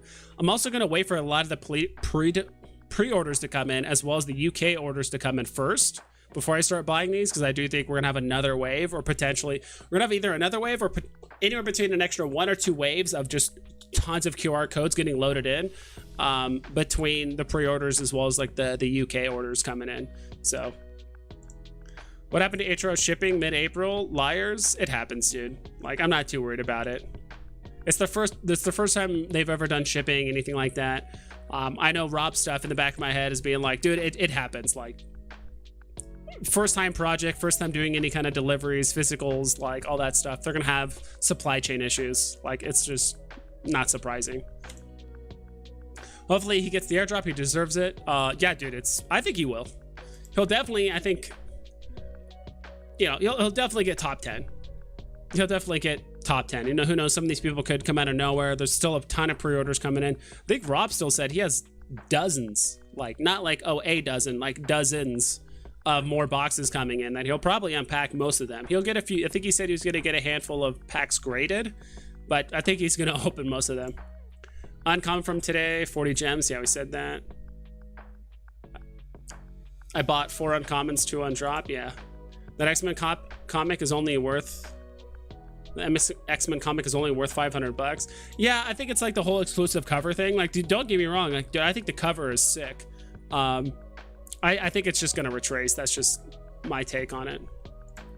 I opened 18 packs, got 4 legendaries, 8 epics. That's awesome. 16 superiors. I spent $109, made... So wait, you got... I opened 18 packs. Okay, I keep forgetting packs. I'm like, I was thinking boxes, but packs. So, made $676, and that was not even selling any legendaries. So I made 6x what I put in so far. Nice. Seems strange they haven't announced the digital drop yet. I think they're gonna wait till after the snapshot of tomorrow. So, because I think they kind of gave everyone like what, like a week's heads up, but that will the first drop. But I think they're gonna wait till after the snapshot tomorrow, and then when that happens, either later that day or the next day, whatever they want to do it, then they're gonna announce the next digital drop. So that's my guess, Dombrowski. So I thought the same thing, but I'm like, maybe they're just like waiting for the snapshot to happen and then they're gonna announce it for the first set. But I did sell when the QR codes was down, then bought back in the night it opened back up, so that did help a lot my profit. Yeah, that is a good call. He's third. He got up there. Yeah, he's number 3. He's right here. He was number 2, then Michael surpassed him. Yeah, dude, there's some people that have, because I think Rob stuff is just missing the other 2 mythics. Like this guy, I think 155 cards is the entire set of the whoops, didn't mean to do that. So if you look here, I think, yeah, 555 cards is the entire set. So as of right now, it looks like there's only one person that has the entire set, and that's this guy, J1300Z. Like, Bane actually doesn't have a lot of cards, but he must have a lot of very, very low mint stuff. So Rob stuff, I think he has all the cards except for the other 2 mythics. Same thing with Michael. So I think the only ones they're missing are these 2 cards. Rob says he has 2 Wonder Womans, but he's just missing Batman and Joker. And then if he grabs both of those are all 155 or 155. That's all 155. So I'm selling mine. Yeah, dude, on like, not financial advice, but I just do not see the uncommon comics like maintaining that value super long term, at least like for much longer, to be quite honest. So again, not financial. You guys can do whatever the hell you want, but if I had more uncommon comics, just me personally, I would sell them, because not only because just getting gems right now in this time in the market is great, but I do feel like I'm a firm believer that like you could probably sell them now and rebuy them in a week or 2 for cheaper. And maybe even get a better mint number, right? Not exclusive, just rare and ultra rare. Nice. Frankly, I'm not surprised Bane is number 1 on leaderboard. He's a big guy. Yeah. Look at him. That's a big boy right there. He's also up here too, I believe. Yeah, he's number 2 on the hybrid, on the digital set. Number 1 on the hybrid set. But there's still a ton of time for this. They haven't even announced the snapshot for the hybrids. If I had to guess, I have no idea. I mean, people in the UK don't even have their HRO packs yet, the physicals. I'm still waiting on my 450 packs to show up on the mail. Then I'm going all the way in. Hell yeah, dude. Like I said, there's still plenty of time. There's still pre-orders. People bought so much. There are some people that spent a lot of money on pre-orders. I'm proud. Had you the second and third HRO leaders in the world on the Veve live stream today? Yeah, dude, that's awesome. That's a really big deal. That's super cool. And that just goes to show that, like, you know, not to brag, but it's like, yeah, the Veve people are some of the biggest hitters on HRO. Like, a lot of us are making this whole HRO platform or this whole kind of economy just like work for HRO. So what up, vibes? Hope your night is going well, brother. Wow, look how close the top is. Yeah, it's pretty close. Digital set is super close, right? It's like a what, 86 point difference. This is a 21 point difference between third and second. That's not that much. This is a 12 point difference. So it's getting pretty close. Like I said, there could be someone that, you know, that's in the fourth or fifth place. Actually, it's a pretty big gap between fifth and fourth, but wouldn't surprise me if Hood Squirrel or someone else just kind of came out of nowhere and just a couple hours before the drop, you know, they have a friend or maybe they purchase or whatever it is, some low mint card on the market, or one of their friends or someone in their community or someone they know gives them a super low mint or a couple low mint cards last minute, and they just snipe a top spot. That's what I would do personally. Like, I'm going to pretend like I'm not going to get it, and then last second, I'm just going to snipe the top spot. I'm not going to give them an opportunity to buy a card. So that's just me. And here, there's still plenty of time for a leaderboard, right? Like I said, I think Rob will stay in the top 10 for sure. But he also has a ton of boxes coming in. Like, you know, so does Media Angel and a bunch of other people, so. Brandon, what up, vibes? Hope you're doing good. Another day grinding in the HRO market. Yeah, not really doing much. Like you can see here, I don't have any money on the HRO market. I'm just trying to leverage with house money at this point, because I think the next digital drop, I am probably going to preload $500, and then hopefully I can get 10 packs when they announce it. If they change it, hopefully they'll let us know, because we're going to find out with the next digital set, the next digital drop, whatever you want to call it, because they said they're going to do a drop once a month for the digital exclusive cards. They could always add more cards. So the very first set had 10,800 packs to open. They could always increase that number. They could also lower the amount of people that are whitelisted, which I think happened this time around. They could also, which will give everyone else a better chance of getting the cards, but they could also reduce the amount of cards you can buy if you do get picked, right? Maybe you can't buy 10 packs, maybe they reduce it down to 5. So I kind of want that information before I just put a bunch of money in, but I do want to be able to play with house money, where I just buy 5 packs, I wait a couple of days for the prices to go up. You know, people are uploading cards to the platform. They're getting, basically, as more legendaries and mythics going to unbox, that's going to increase the value of the packs. Then I'm going to try and sell a couple of those at the top, and then maybe go back to the season 1 stuff, or go back some to the hybrid cards and buy them when they're super low, because we still have that huge wave of deliveries to come through, the pre-orders, as well as all the UK orders, right? So that's what I'm waiting on. That's my plan personally. That's just me. Plan on sweeping a couple of the commons and uncommons on the digital side tomorrow. Going to be a fire sale. Yeah, that's another thing too. I do think tomorrow, after the snapshot, I do think some of these cards could just get completely just dumped on the market. That could be a scenario, or it could go the other way. But I think what's more likely is, you know, we know there's utility, but no one knows what it is. Is it going to really be worth it to hold on to thousands of dollars of digital collectible cards now? Or could I just sell them and play the leaderboard again for the hybrids or the second month of digital collectibles, right? I think just for the fact that, like, nobody even knows what the benefit is, like, there is going to be a benefit, but is it worth it to hold these when I can just play leaderboard every time with house money? So apparently it's 27th for us in UK now. I got the email today from Game. Okay, cool. I think I've heard the 19th in the US. I don't even know if that's true. I mean, I guess I could check my email really quick to see if that is the case. Let me double check.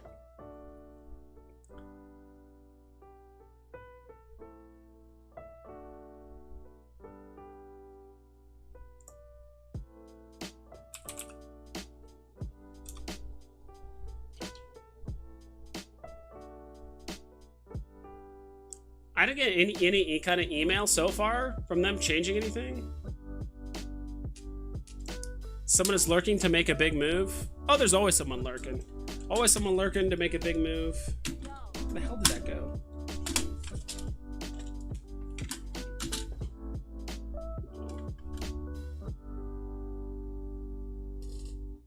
Oh well. Yeah, I don't know what's happening with... Honestly, I don't know what's happening with my order. Like, I've checked both of my emails. I haven't gotten any update that says, like, this is being delivered or this is being set or anything, or sent. Hood Squirrel, Brayden, Hood Squirrel's constantly in the Discord grinding all day long. Lots of money and time into the first digital leaderboard. Digital Squirrel. Hood Squirrel? Oh, Hood Squirrel, yeah. Yeah, good for him. I mean, he has the whole set, so like if you have the whole set, you're already guaranteed an airdrop, which is awesome. Wow, there's actually quite a few people that have 30. Holy moly.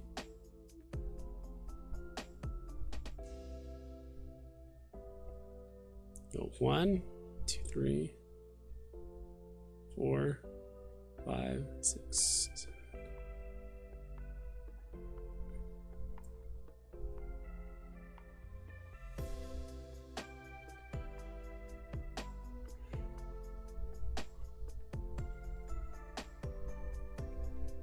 I mean, it looks like there's legitimately over 30 people have 30 cards or have the whole set, which means they actually have the mythics, right? Which is pretty insane. That means these people have either spent the money, which I think they might have. Recent sales. Wow, someone actually bought one for 2.5K today. Jeez, what a snipe. Someone really list one for 2.5K? 6 hours ago? Sheesh. It's like 60% off from the floor. It's one thing I hate about this market. If you click back, it'll take you all the way back to the market page. It's really obnoxious. And then 6,000 here.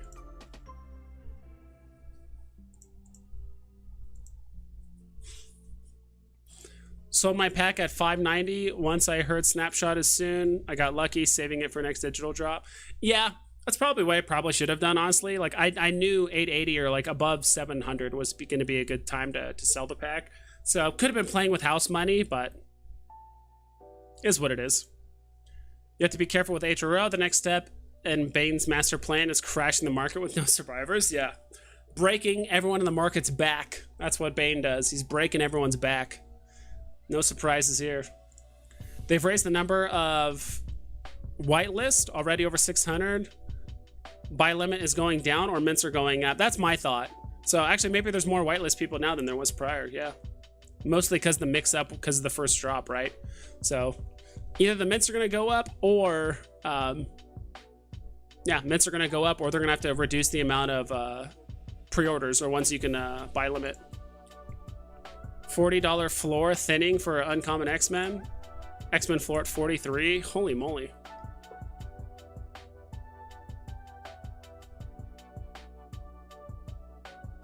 $45 right now. Holy. Dude, this thing is just running. Look at this. Close. Why did that close? Let me reopen it.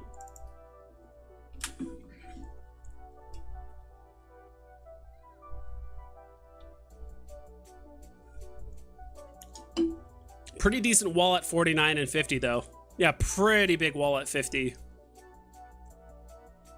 It just boggles my mind, to be honest. I did not see this running as far as it did. Congrats to the people that still have it and are holding it. That's why nothing I say is financial advice. Like, I don't care how long you've been on BB. If anyone said like, oh yeah, that uncommon, oh yeah, the common will go for below box price, but the uncommon will run all the way up to 50 gems. People are like, what the hell are you talking about? That's how much, you know, how much is the, like, how much is the ultra rare variant going for? Probably less than that. Yeah, it's at 50, so it's actually outpriced. It's going to outprice the ultra rare at some point. That's just nuts. That's awesome, though. I mean, that's cool. I kind of like it when we see weird things happen in the market. I personally enjoy it, and it kind of just gives me a little bit more insight as to to kind of help me in the future. But it's just hard to see those kind of things coming. Price of packs went up again to 500. I got 3 packs earlier this afternoon at 425, 426, 436 tomorrow. Tomorrow the prices of the packs will drop, hopefully to 200, so I can buy 5 for long term. Yeah, that's a good call. I do think initially the packs are just going to drop off the face of the earth. Tomorrow after the snapshot, people are just going to dump them like, oh, there's no point. But I still think there's a point into having packs. What do you think?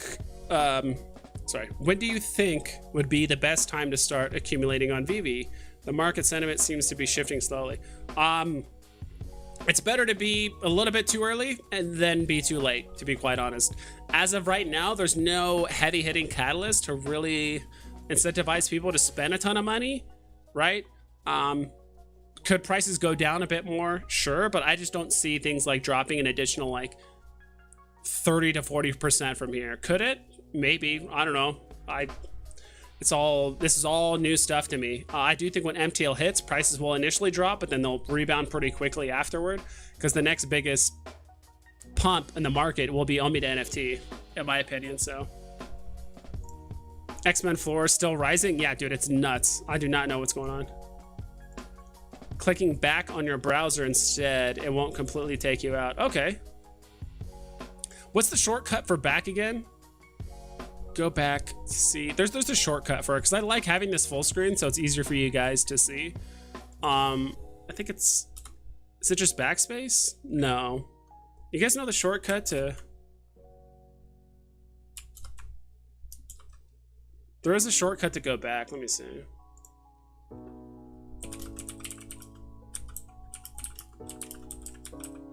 Alt left arrow. Let's see. Let's go.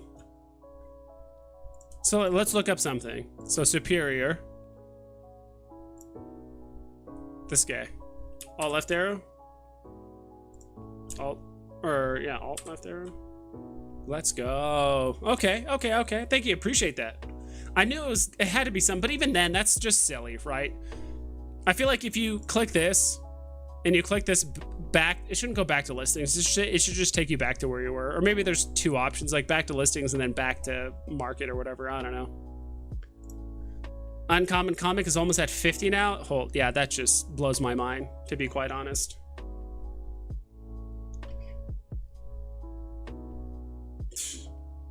People are really FOMOing into that comic, huh? That's cool to see the excitement of a comic, of a cover beat out the actual rank of the comic. This Veve game is so crazy and fun. Now here's the question: how many people are going to be left holding the bag? Yeah, and that's the other thing too. It's like, that's the other thing. I like to play both sides, right? I don't like to just be the just nothing but the sheer optimist, right? But at the same time, it's like, okay, it's the first Veve cover that is a like poster or whatever, right? How many people are actually going to care about that? And on top of that, how many people are willing to pay a premium on top of it, right? So 48 gem floor. Execu speak, what's going on? Exactly, right? So that's my thought process. Like, did I sell mine way too early? Yeah, in the grand scheme of things. Yeah, I sold mine at like 28 gems. Could I have held it and doubled my money? Sure, but I don't think anyone saw this coming, including myself. I don't see Star Wars next month like everyone is hoping. Maybe a small drop, but no Vader on May 4th. I think they'll hold the monster IPs until after MTL. I agree. After MTL, or at the very least, if they don't do it after MTL, it'll be after OMI to NFT. Like, they're going to want to leverage all of the people and all the money on crypto, right? So, I sold one more uncommon for 48. Hell yeah. So far, 50 gem profit. Let's go. I just right click and open a new tab. That's just obnoxious though. Like, you shouldn't have to do that, in my personal opinion. That's like you having to work against the website, right? To It's Alt. To be, what the hell is going to Alt? Back. There it goes. I guess I didn't click it. Good enough. I don't know. Like,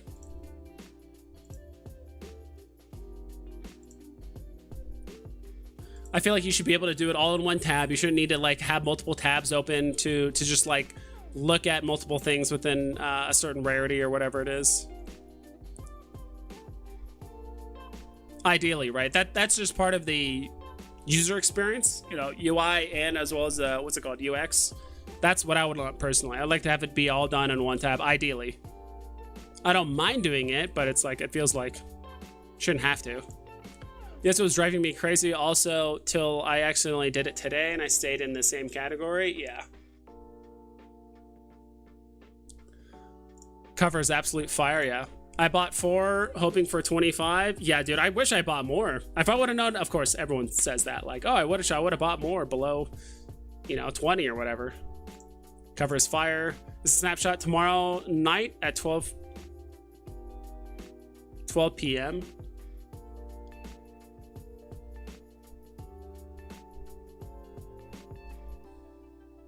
I think that means noon tomorrow.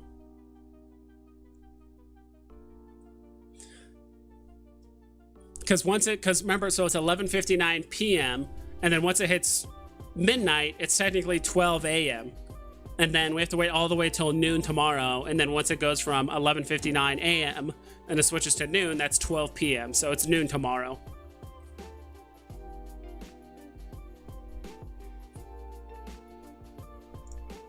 I'm in a lot of discords. I'm starting to see who believes in the project and who's there just for the gains. What's your honest thoughts on Veve? For the gains. Who believes in the project? Well, I think if you're there for the gains, you also have to believe in the project at some level, right?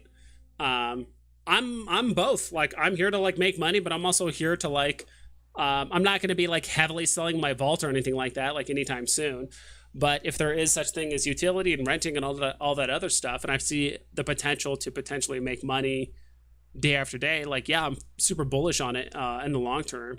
So I think that's such an open-ended question on Veve, but I do think like just the sheer amount of like licensing and IPs that they have and the amount of money that you know, Facebook and other big companies are throwing at the metaverse.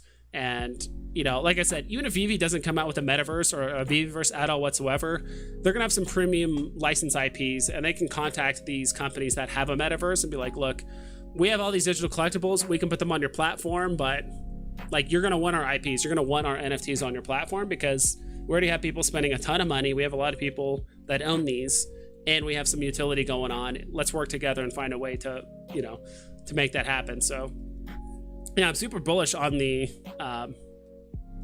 project, like long term. But like, I think it's foolish to say that like everyone on the platform is here just to collect forever and never sell. Like, I do think NFTs and mostly, it's one of those things where I'm trying to remember what it was, but I remember reading somewhere that like every 10 years there tends to be a new piece of technology or a new way that's a bit on the speculative side that you can like make a lot of money, you know, with very little investment, you can have a huge return. I do think NFTs is one of those things. So before it was Bitcoin, now it's NFTs. I'm trying to remember what it was probably 10 years before Bitcoin, but yeah, it seems like roughly, you know, each decade or so, there's always some sort of like new piece of technology or new thing or new investing strategy, whatever it is that could really make you a ton of money with not a lot of money. And I do think NFTs is that. So I'm there on both ends. Like, I think I'm not a diehard collector, but it's also made me want to collect things physically, like comics and stuff eventually. Let's pump the uncommon even more. Did you guys hear about the possibility of the airdrop? X-Men number 25 comic holders get an airdrop poster collectible. Yeah, I don't mind. I mean, because wait, what's the collectible at right now? Okay, oof. All right, okay. Now it's starting to get undercut. Remember last we saw? Actually, we should probably do this. So last we saw, let me clear that. It was basically pushing 48, 49, almost 50. Now it's at 46. So, you know, people are taking profit at this point. Who knows? Could it keep going up? Could it like rebound overnight? It definitely could. I've seen that happen. It's definitely a possibility. Want cool emotes, private streams, and support the channel? Join the Vibe Tribe and become a member. I do need to do a private stream. Honestly, I mostly didn't because I feel like we just didn't have enough like members, but I do want to put out a member, what's it called? Like a members post to see how many people can like make the streams. If I'm going to do like a sub private stream. Hey Vibes, I just made my first YouTube short. It's a video of my first HRO pack rip. Going to use the channel to make VV shorts, but I'm hoping since HRO is hot, it will start me well. Yeah, YouTube shorts are pretty good. Don't have a ton of experience using them. I do see them a lot. I think it's, from what I've heard, it's like a really good way to get like a lot of views, but it's not like you're gonna get a ton of subs off of it. Unlike like, you know, making videos and stuff. But I mean, it's definitely not like, I don't want to say low effort, but yeah, it is in the grand scheme of things. Like, it's infinitely easier just to record yourself opening packs for a video that's under a minute than like do a 10-minute video elaborating on why you like HRO and why it's a good investment and what's the best cards and why and when to buy and like, you know, all that stuff. So, but yeah, there are people out there like that's all they do. Their entire channel is just pack opening, just because the rush, the thrill. Like, I actually have a friend, where all he does is open Yu-Gi-Oh cards. I mean, I think he does other things too. He actually owns his own card shop now. But that's all he does is like, he just opened Yu-Gi-Oh cards. And that's what his whole channel is revolved around, so. Because just the thrill of opening packs is a ton of fun.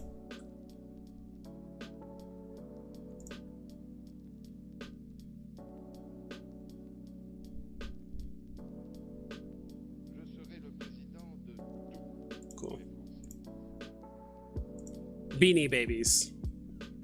Possibly. Could be a Beanie Baby scenario, right?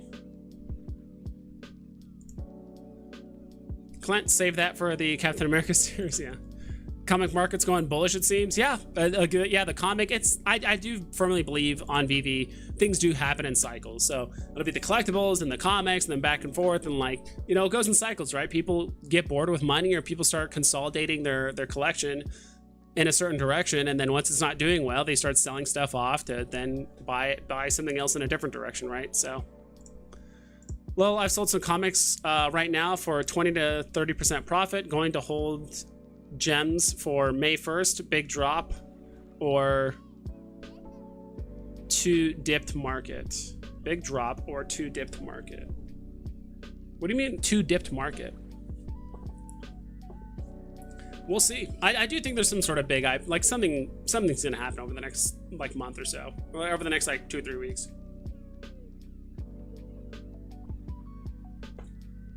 At least I can see it happening.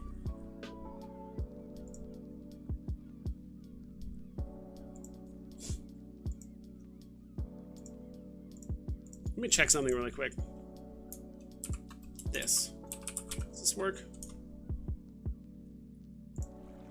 Thanks for the responses. I get being here to make money and not be all into collectibles. I'm the same way. Just crazy watching some guys go completely bearish on the project as others are stacking heavy. Yeah, I don't know about like, I don't know, like I understand like why they're bearish, I guess. I'm just kind of curious what they're bearish about. Like, there's a big difference between stuff isn't here soon enough. Like, if you're saying stuff isn't here soon enough, or like, when is this going to happen? Probably didn't work on it. You're probably just here to short-term flip, which is fine. But there's a big difference between like, something's never going to get delivered versus it's just a matter of time, right? It's not like Veve saying, oh, we scrapped the entire idea of MTL, or like, we're not doing OMI to NFT at all whatsoever. We're just like, okay, that would be like bearish news where it's like, oh shit, like this is something they're just like not going to deliver on at all whatsoever, versus like, all right, it's going to take like an extra 6 months. We're like, okay, like whatever.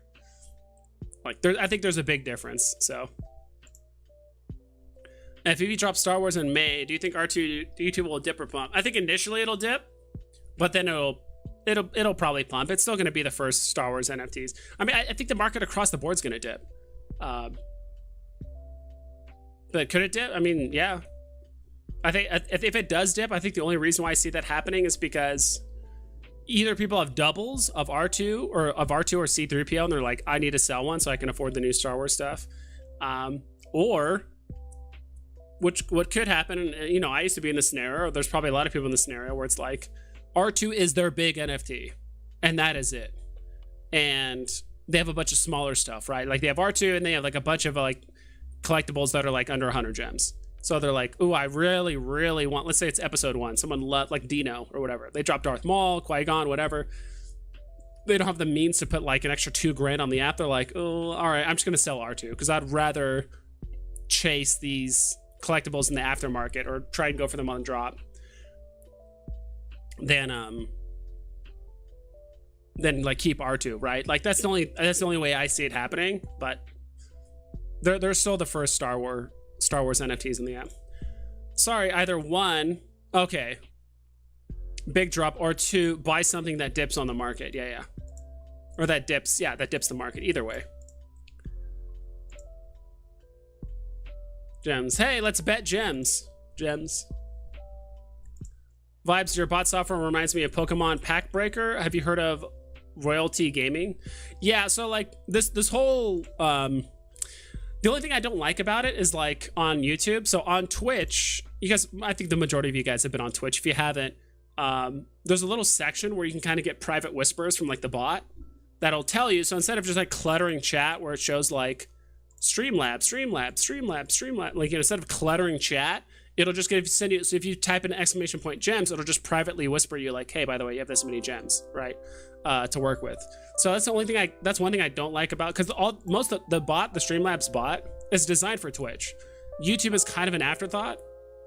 And right now, I do think a lot of the things on YouTube's end is just not very well integrated with the bot. Like eventually it'll get there, but like YouTube is not a streaming platform innately. It's a platform where people upload videos.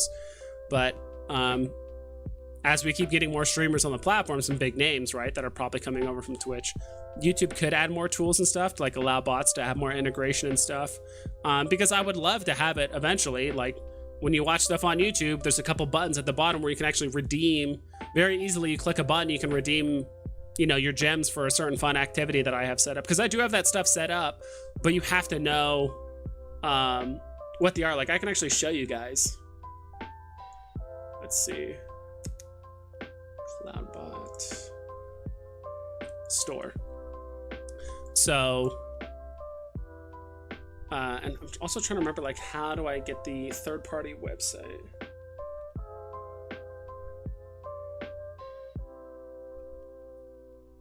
I would have to pay money for. Okay, so let me show you guys this.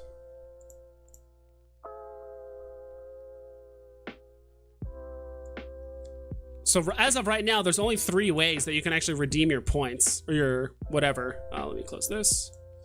Right now, there's only 3 ways you can redeem your points. On Twitch, it's super easy to find these. Like on Twitch, there's literally a button you can press. It can show you all the different options you can do to redeem points, and a lot of it's just automated. It works. And if you try to redeem something that's on cooldown, it'll tell you like, hey, you can't redeem that yet because you have to wait 5 minutes or whatever it is. Like none of that stuff is available on Twitch. So, yeah, like right now, there's only 3 ways. You can either do a poll. It doesn't tell you how to do it. You have to do like exclamation point redeem poll, I think. Next. Yeah, you have to do exclamation point redeem poll for that. For 1 syllable game. You have to do exclamation point redeem smart. And then for this run an ad, this is just to kind of troll chat. Exclamation point redeem play ad. In order to like redeem it. Cancel. But it's just like all this stuff is infinitely easier on Twitch. I can pay for a membership, which has a link to a website that does look a bit cleaner, where you can like, I would have that link in my description. You guys could like go to the website, and it has like all the things you can do to like redeem points and all that other stuff. It's just so much harder on YouTube than it is on Twitch. So I kind of hope eventually YouTube comes up with some features that will make it easier for people to like redeem points and all that stuff. Because right now, like, unless you just know what the codes are to redeem it, like people just don't use it. So what's the meme dream above your head? It's just for fun. I don't know. It's just like a goal thing that I just made up. But what I might do is I might use it to do, you know, fun things where it's like, oh, I want a new microphone, which I probably do. Or I also need a new headset because literally it happened yesterday. I can't hear anything out of this right ear at all whatsoever. I've tried unplugging, replugging, do all kinds of stuff. I mean, I've had this headset for like 4 years, I think. So it's already paid itself off. No, I think I've had this headset for like 5 years. God, I've had this headset forever. And so what I might do is like, hey, by the way, like I want to get a new headset. So maybe that could be something we can do where it's like, we can go shopping on Amazon together, find a cool headset or a headset. Like I'm trying to keep it relatively cheap. Like I don't need a nice headset. I think this one I bought was like $40. We go shopping on Amazon, find a cool headset, and they're like, okay, cool, this is the one I want. Put a little thing at the top that says like, you know, it's a goal, right, to get a new headset that basically is funded by the community. I think another cool thing to do would be like, oh, like let's raise $50 to basically crowdfund the purchase of a digital card pack, let's say, for like HRO, and then like we open the pack, the community agrees which pack is theirs. We open the pack and then we do giveaways based on the cards inside, right? Like we can do stuff like that. I think all that stuff would be fun. I think that's what the whole goal thing is for. Plus, like, you know, for some of you gamers, like you like to see bars fill up, right? You know, that's just me. It's just me being an MMO, but like it's kind of nice that there's like a goal instead of just like an arbitrary number. And plus, I like to give people recognition for donating or becoming a member. On the right side, you can see where it says up there, you know, Meat Angel, Choo Choo, NFT Freshman, and it's Rida. So just fun stuff. I want to try and do like more community based things. So, but most of these features I'm just playing around with. I do want the stream to be like more fun and interactive for the most part. So the coins that I got on the Comics Plus, some extra was plenty to get the Killer Croc for $230. Amazing price. Yeah. The coins. Think you mean gems? I don't know. The coins that I got on the Comics Plus the extra was plenty to get the Killer Croc for $230. Amazing price. Yeah. Yeah, like what is Killer Croc at now? Let me see. Because it's like really low.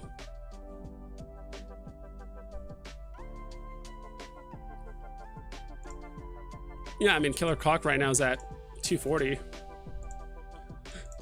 I mean that's probably an all-time low. Okay, it did hit 215 very briefly, like a week and a half ago, but yeah, I mean the listings are pretty low. The Batman I like the look of the statue, don't get me wrong. Do I like it for $1,000 or $600 or $500? It's a bit much, but for $250, it's not bad, right? Like, what's the alternative? I mean, you could buy like certain golden moments, but it's not bad either. Awesome. Fun under the sun, thank you so much. Vibes #1, I appreciate that. I need to set that up over here too. I guess I don't have the, okay, I do have the alert set up, cool. Plus, I do need to run it by a lot of you members, like what I want to do for certain stuff. But I may love the streams. Just made a YouTube short to start interacting. What 2 items are you stacking if you were sitting out before? I mean, love the streams. Just made a YouTube to start interacting. What 2 items are you stacking if you were sitting out before? Which ones am I stacking now? It's hard because one right now, like I just don't have a ton of gems, so I'm just kind of playing drops for the most part. The stuff I did stack prior was the Ghost Riders. So I bought like 10 of the common. Actually, I bought like 20 of the commons. I've already sold half. I have 3 ultra rares left over I need to sell. They're not back up to the point of where I bought them, so I'm waiting on that for them to go back up, because I think I bought like the ultra rares for like 280, and right now they're at like 250. So even then, I would still have to wait for them to go back up, which I think they will. Stuff I could stack. If a certain comic came out, you know, I would stack those. I don't know what that comic would be. It's just like whatever Veve gives us, right? It's hard. Like, honestly, anything you buy is gonna do well. Like, you know, stacking, like, are you trying to sell within the next 6 months or a year or whatever it is? Like lenticular cards probably aren't bad. You know, they're pretty darn cheap. I'm trying to think of some things with like only a 2.5% fee as well. Like I think last I saw, like if you're gonna buy something, DC. Oh my God, Execu Speak, my man. Thank you so much. Let's go ahead and take a look at the amount. Fun of the Sun, 69. Let's go. Hell yeah. It added it up, right? It got the $5 from earlier. Maybe it didn't calculate the $5 from earlier. Oh no. Did it not calculate the $5 from earlier? Did I mess that up? It should have calculated it regardless.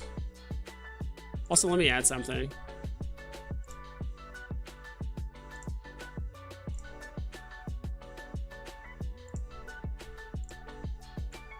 It should be up here too. Should have added it. Oh wait, no, that is here. Remove this.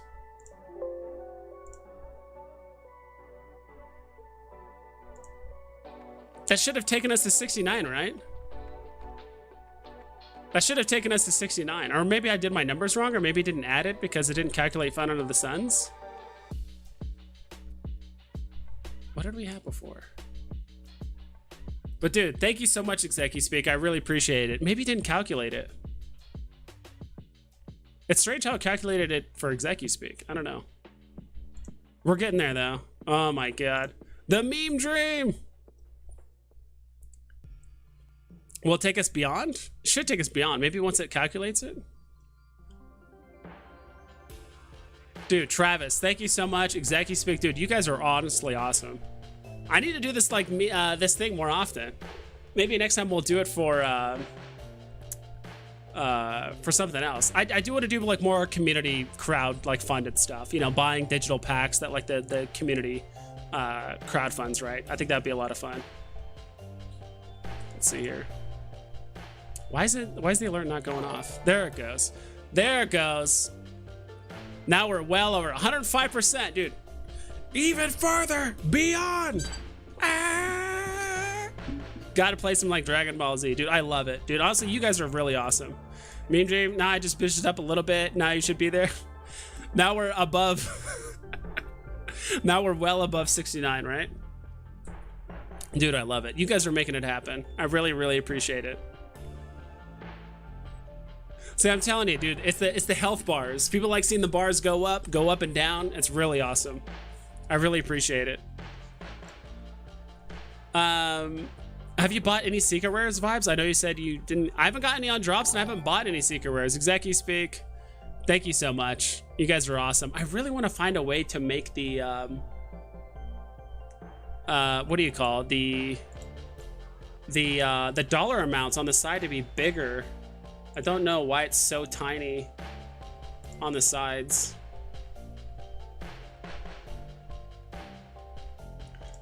Should we update the goal? Put it at 420? I think we're crushing the thing. We're at 79. It's well past 69. Hell yeah.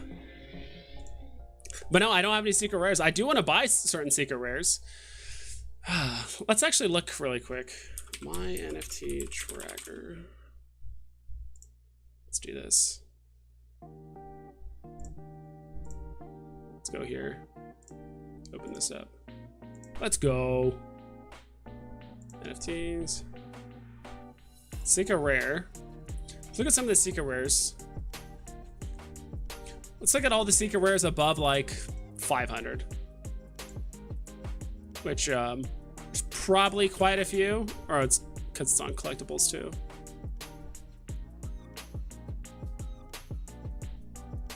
Hello? There it goes. Yeah, there's 2 pages over. Let's go from, not release date. Let's go from floor price, highest to low. Heading over to Walmart. Maybe I get lucky, find some HRO. They restock Wednesday and Thursday. Nice. Yeah, I should probably check. Damn. Tomorrow I'll check for sure. Tomorrow I am running an errand next to a Walmart that I know for sure stocks cards, so maybe I'll check tomorrow. Comics over collectibles, prices were down like nuts for sure. Yeah. Yo, pull the secret rare on comic? Hell yeah, dude. And Execu Speak, thank you again so much. When's the next drunk stream? I don't know. You guys really enjoyed that drunk stream, didn't you? You guys like really like the one day I did that drunk, dude, I literally passed out immediately after that stream. Like I ended the stream. I told my roommate after I was at the pool, we drank quite a bit. Dude, you're a local scalper. Thank you so much. Hi, let's go. But dude, now we're at $84. That's awesome. Well above and beyond. I really appreciate it, dude.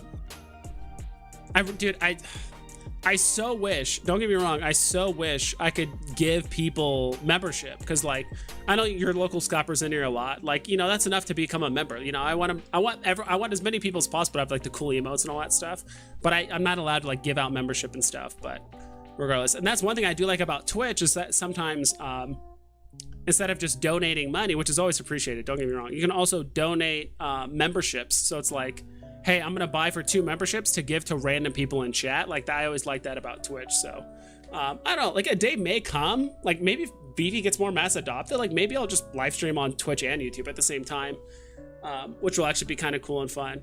But dude, your local scalper, Execu Speak, Travis, dude, thank you so much. Is that the HRO logo? I think it's the HRO logo. That's pretty sick. Execu Speak, Fun of the Sun, you guys are truly amazing. And welcome to the Vibe Tribe. Even if your name's not green, I don't care. You're part of the Vibe Tribe. But if I had to pick up a secret rare comic, I really want to get some of the higher end ones, right? I think if Ghost Rider goes like below 900, I'll probably grab it. Your real property, thank you so much. You're amazing. More gold dust, more awesomeness. Let me actually change the height of that. Lower that down a little bit. That's perfect. Real property, you're a part of that amazing group as well. You're amazing. You guys are awesome.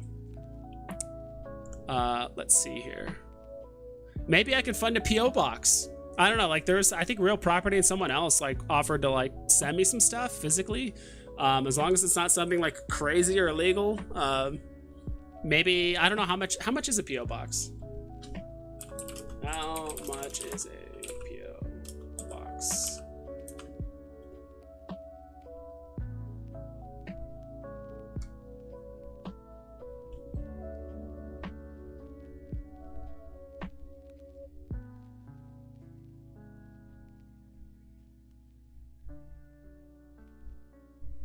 Really? I'll have to check with the USPS, but some of them say like you can get a PO box for as cheap as like $4 a month. I'm like, that seems worth it. That's so bad. I did that extra $6 to get us to 69, but I'm glad we broke through it. Yeah, we did. We totally smashed the number. What's good, Vibes? Just got done with softball and Fountain Hills. Yeah, can you please change the weather back to winter? Thanks in advance. I'll try my best. I'll contact Storm, get her involved down here in Arizona. Doing that. Local scalper, everyone, thank you so much. Real Property. I was looking at your thumbnails, saw that they had a lot of cluttered on them. You have like 6 different things on some. Try putting less things and more key eye-etching logos, just as a suggestion. I used to take marketing. Yeah, I just been super lazy. Honestly, need to revamp all my thumbnails. Honestly, I've just been lazy about doing it.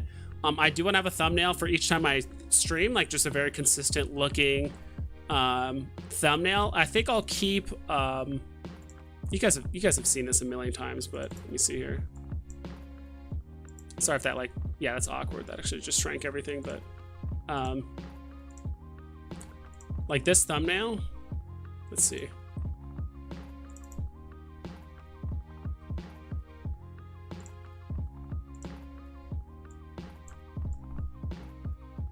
Damn. I mean, all of you guys have seen this thumbnail, right? Oh, God. This is embarrassing.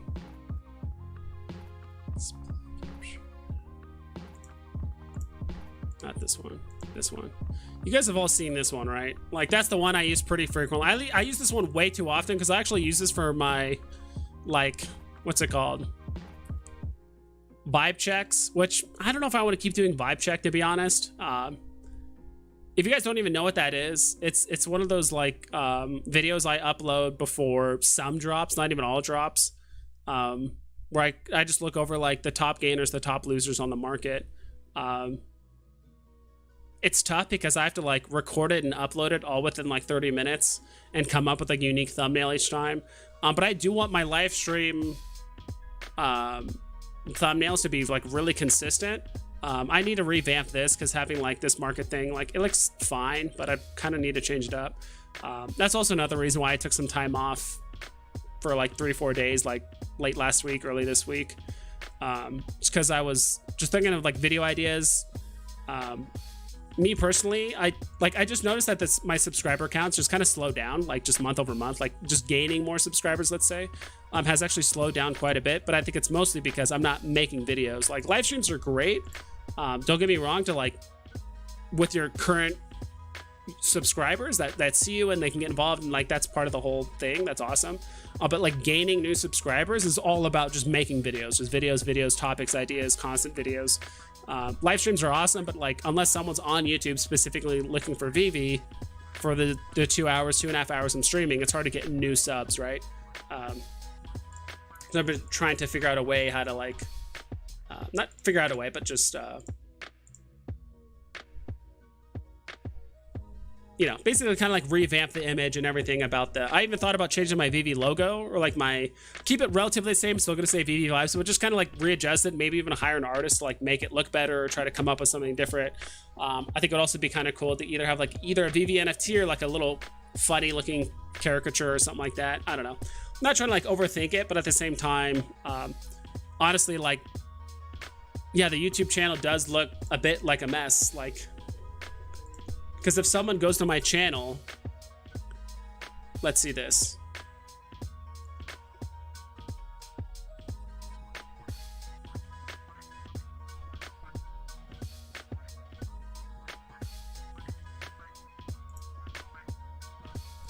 Yeah, it's kind of rebranding. Yeah, just kind of like what John White, that's another thing I had too. It's like, if I'm going to be expanding into other NFT spaces, I need to do more than just Veve Vibes, right? Because I do talk about HRO as well.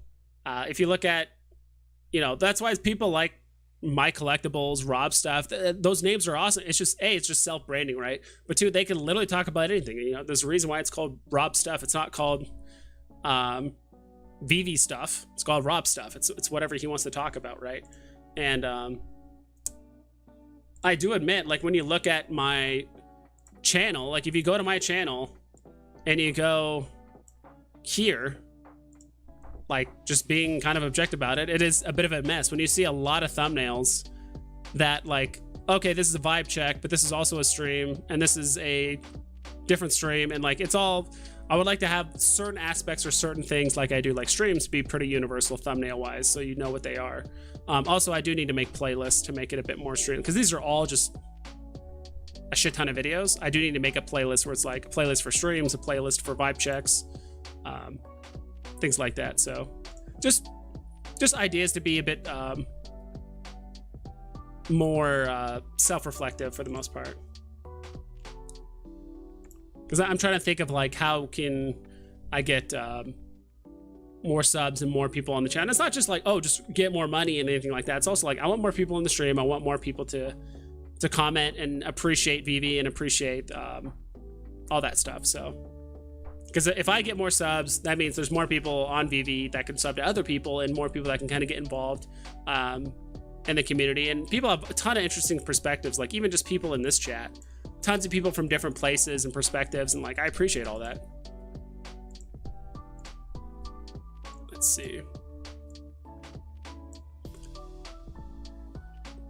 Yeah, the whole NFT vibes thing, 20 a month gets you a nice PO box. Yeah, so okay, for some reason I thought it was like way more money, but I do think the price per month depends on where you live. So I don't know if that's like a big thing, if people really want to like send me stuff. It doesn't seem like it's that case yet, but if you want to make more subscribers, one tip is to expand your communication with other Veve YouTube / HRO It's like free advertising. Do more videos with other content creators.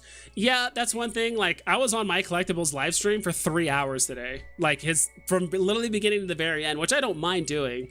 But that's, you know, it's also taking time away from me making my own content, right? And so I even thought about, like, dude, should I even, like, I was almost like, I'm pretty tired. Like, should I do my own stream? And, like, I mean, this stream is already pushing 3 hours, you know, just for fun. But yeah, I did do quite a bit of collabing, but it's mostly like I'm not hosting them on my side, right? So, yeah, we'll see. I don't know. But I do want to do more. That was something I was going to do. Like maybe on like a weekly basis. Ideally, I have like a new content creator that we can talk about a topic together and we make a video on it. So like once a week, maybe like every Wednesday or something like that.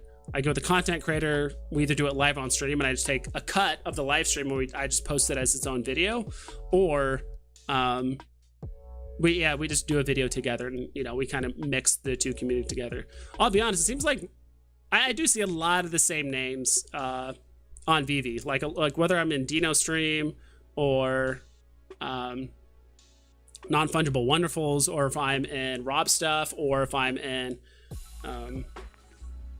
Johnny Dunn stream. Like, you do see a lot of the same names, like, over and over. Non-Fungible Vibes isn't bad, actually. I don't know. We'll see. I feel like it's too close. I know there's Non-Fungible Wonderful. Yeah. Does Kobe collects first name Kobe, or does he collect Kobe's? I don't think his real name is Kobe Collect, or is it Kobe? I think he just really likes Kobe, like the Laker player, the retired one, the one that unfortunately passed away. Giving you free advice on your YouTube channel. Keep grinding. I appreciate it.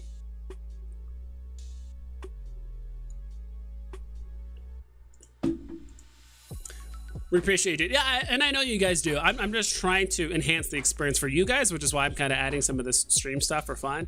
But also, I need to find ways to, you know, expand, right? Because I'm only like this just because I've had other YouTube channels where it's like, it definitely hit like a wall, right? To a certain point. And a lot of it is also just, you know, just coming up with like new and unique ideas for videos and stuff. I don't know. Like, I have a game plan. It's just a matter of executing it. Kobe collects, his name is not Kobe, but yes, he collects Kobe.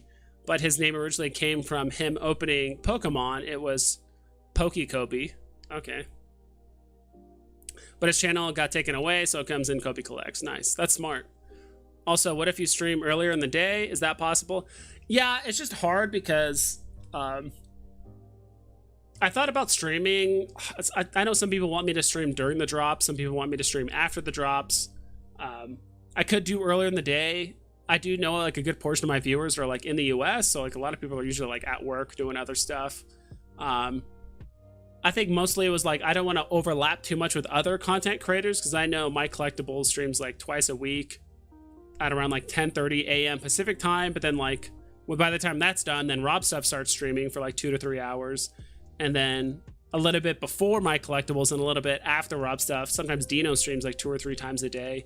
And it's not like I don't want to take away viewers from them, or I think their viewers are going to take away from me or whatever it is. But it's true. And I mean, when it comes to like live streams and stuff, like, I mean, I guess you could have multiple tabs open for the most part, watching 2 live streams at the same time, but there's only so many viewers to go around. It's not like the Veve community has, you know, 100,000 strong that are constantly watching stuff on Veve every day. If there's 100,000 people constantly watching stuff on YouTube, the YouTube video views would be closer to the 5 digits if that was the case. But right now it's like most of the time you get, you know, a couple thousand at most, even for some like the really popular topics.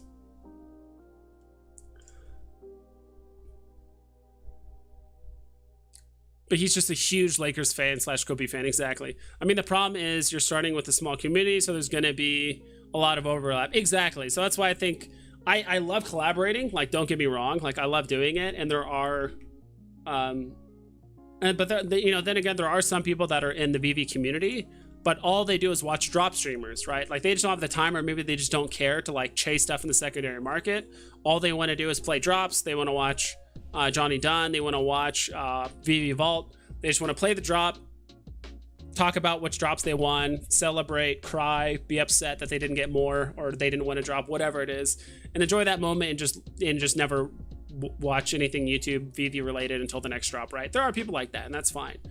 But yeah, the community is relatively small, which is why putting in the legwork now and being like one of the bigger YouTubers just in general, and there's plenty of room for all of us to succeed, like, don't get me wrong, like on Veve and stuff,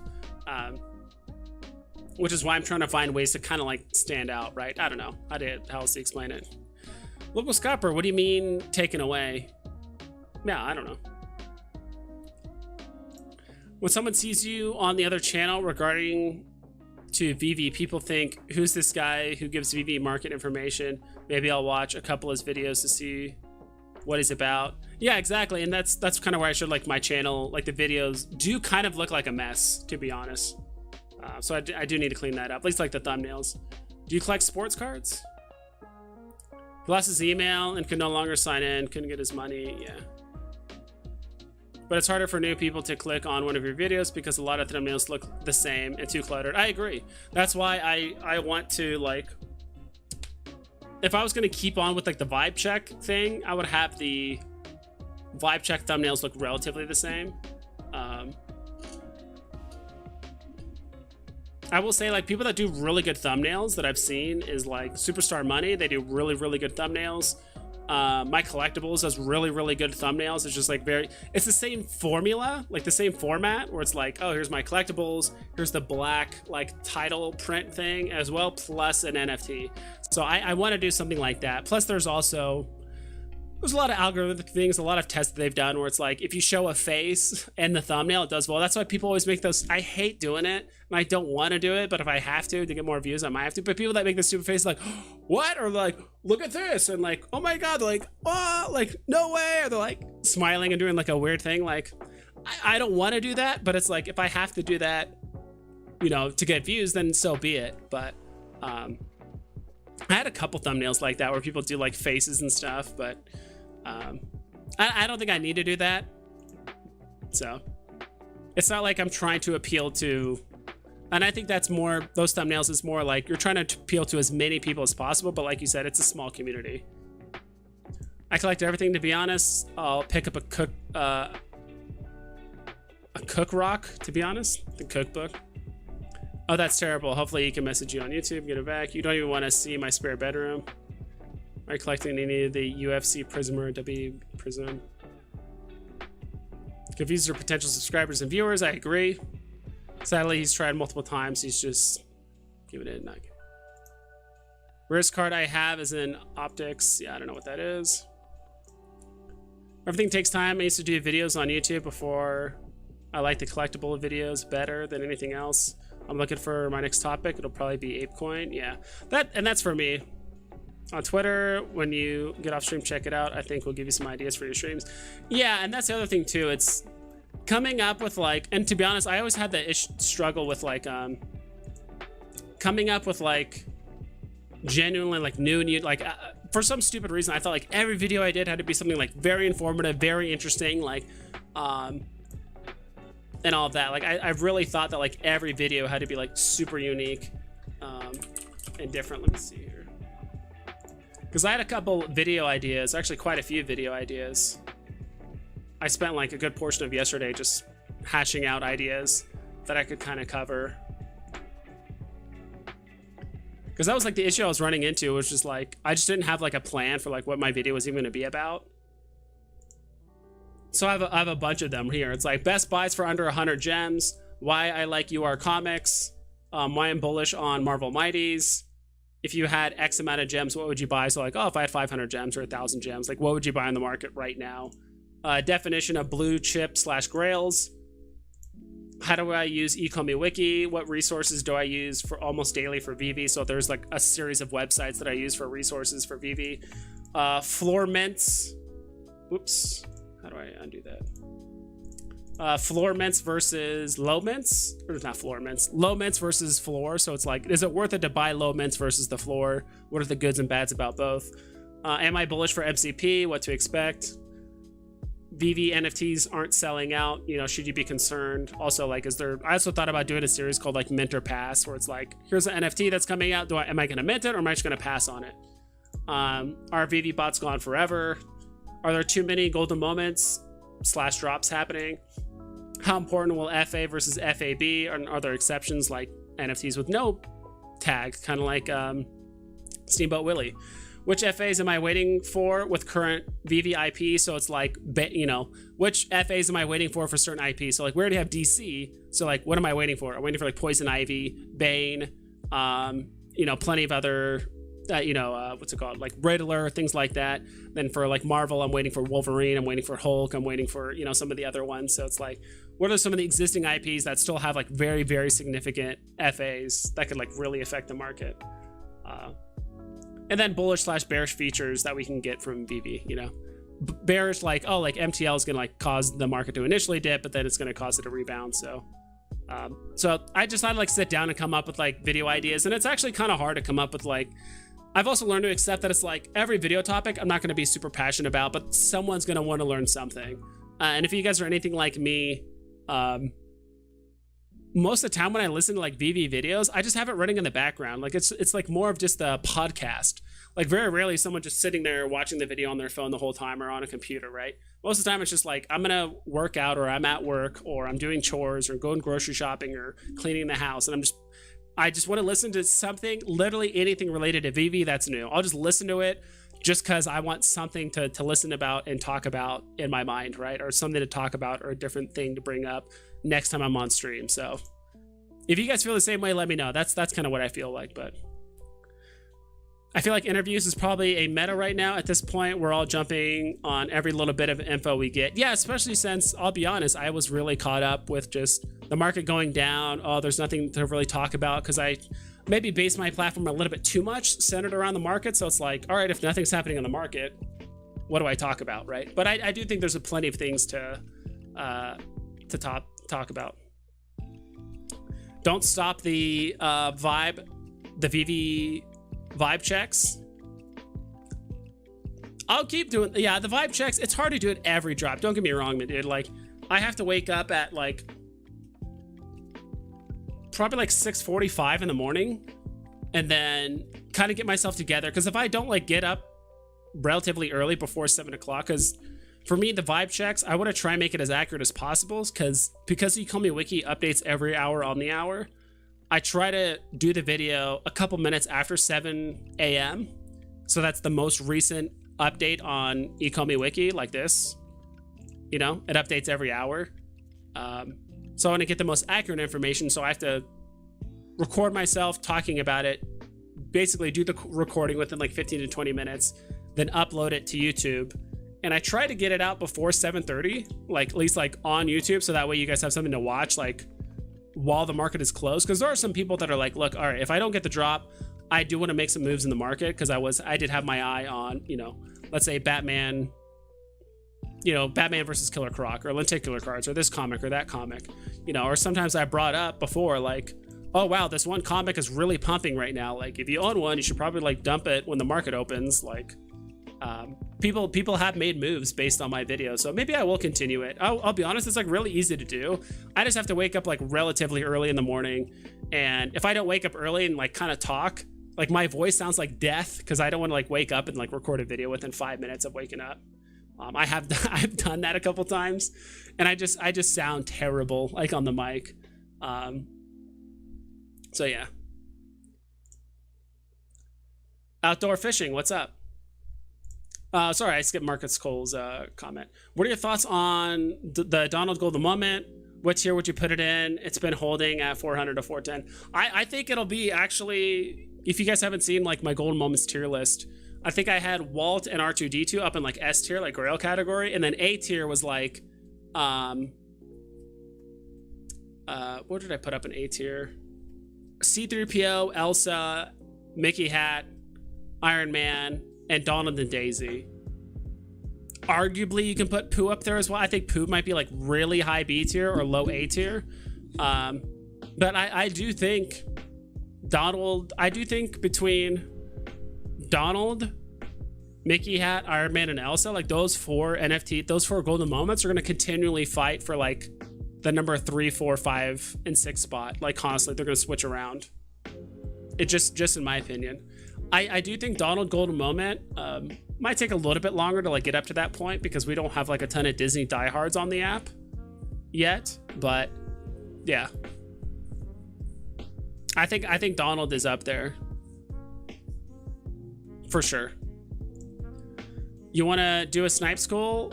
I'll post, obviously. What's that again? I'm trying to remember what snipe school was. Yeah, those open mouth face thumbnails are not the move. No, with a community this small, like, I don't know, like I'm not trying to appeal to like a bunch of like Gen Z kids or whatever it is. And just like, oh, that's funny. Like, no, please don't do the corny thumbnails. No, it's silly. If you want to make better thumbnails and enchant your skills, just watch a couple of YouTube videos. You can learn a lot from one video. Exactly. If you build a big community, it won't matter what you put in it. That's true. But you also have to like be engaging, right? You have to like just kind of play the game. But like regardless of, I don't want to say, as long as like the thumbnails aren't like completely dog water, like don't get me wrong, the most important thing on YouTube, and anyone say this, is just consistency. Like people, like just consistency is the most important thing. Like even if your thumbnails look terrible, as long as you're consistent, people will watch you, right? Like that's all people want. People want someone to watch. If you're gonna, as long as you're consistent, whether you make a video once a week or every day or whatever it is, those dates and times are, as long as you're consistent with it, people will watch you, and that's how you grow a community. I do think that's one of my main issues is like, I'm not consistent with like when I make videos, when I release them, my streams, how long I do my streams, like nothing like that. My thumbnails, terrible editing, terrible, but we try. You do a good job on one of, you're one of the good ones, not that far ahead. Yeah, it's all stuff I can change. And like, I don't mind doing thumbnails. It's just a pain each time, and I do need to come up with like a very simple formula because sometimes I just overthink the thumbnails for the most part. I need to keep it very simple and just like, you know, like I said, and it's completely fine to copy other people, right? Even some of those video ideas I came up with, like some of those video ideas already happened, like other content creators already did those same topics like weeks ago or even like a month ago. It's completely fine to like rehash ideas, either thumbnail wise or video topic ideas, and just revisit them with a different perspective. Don't know if it's dumb or if it's even doable, but it would be funny if your background was the showroom, or it could be like fan submitted Vaultaholic stuff just for community engagement purposes. Yeah, someone mentioned earlier I should buy a green screen. I'm like, I don't know, like the way it's set up, like my computer is against the wall right here, like right in front of me. I don't want to like have my whole wall be covered in a green screen behind me, ideally. That, or I have one of those things where it's like there's 2 posts with a bar across the top, and I put like a green screen behind me. Plus there's issues with green screens sometimes if it's just like, if the chroma key and stuff isn't set up correctly, there's like, sometimes your head glitches, or it's just like, you know, silly things like that. I mean, there's a way to set it up where like it won't do that as much. I don't know. So there is that. Maybe, I mean, if people want to do that, or if people are submitting like a lot of background stuff, that is something we can do. Timeless videos do better over time. That way I do video. That's the way I do videos, a specific topic. That is my gameplay. Yeah, well, I think they call them evergreen topics, right? Like topics like how to time the market on Veve. Simple title, how to time the market on Veve. That's it. What does it mean? On the way up, on the way down, whatever it is. No matter when, you can watch that video today, or you can watch it a year from now. It's still going to have relevant information, right? But certain videos that are like, you know, I think it's good in the time, right? People want to watch videos that are about right now, what's happening in the market, what's happening in the community, what's happening on the project. People want to know what's happening right now. But I think occasionally putting out evergreen topics that it's like, no matter what happens, it's good, right? You know, which is why I do want to do more of those videos. Occasionally, like a video like this, like why I like UR comics. I really like ultra rare comics. I do think So you can watch that video today, you can watch it a year from now. Like whatever points I make are probably going to be prevalent or still relevant even a year from now and still going to get views, right? But if I talk about this comic coming up, if I make an entire video about this comic, it's like, cool, people are going to probably search that video for the next few days. But after the drop, or maybe a few days after the drop, people aren't going to be looking at some random comic that isn't a key or a special FA, right? Then it's done getting viewed forever, more than likely. Let me catch up with chat. I know I've been like ranting a lot, and like I'll be honest, I try not to talk about this stuff like too much. I feel like it's kind of the same thing as just like venting about whatever. But what's your favorite NFT you own? Probably Steamboat Willie, ultra rare. The Veve Zombie. I am a mailman in Colorado, and for about a year and 2 months, I've been listening every single day to hours upon hours of content. Still haven't gotten bored yet. I think that's it. And that was me, to be honest. When I first got into Veve, I watched, or I listened to so much content, and I'll be honest, for a while too, like even now, it's so hard for me to like keep up with all the Veve content creators. Like, I don't know if you guys can see. Let me actually open it up really quick.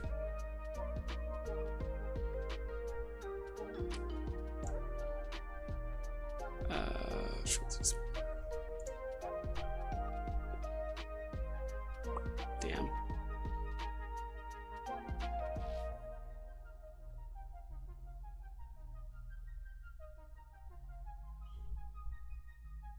I thought there was a way I can like open this up more so I can see. There it is. Like these are all like there's just so many Veve. I mean, in the grand scheme of things, it's not that many, right? But you look here.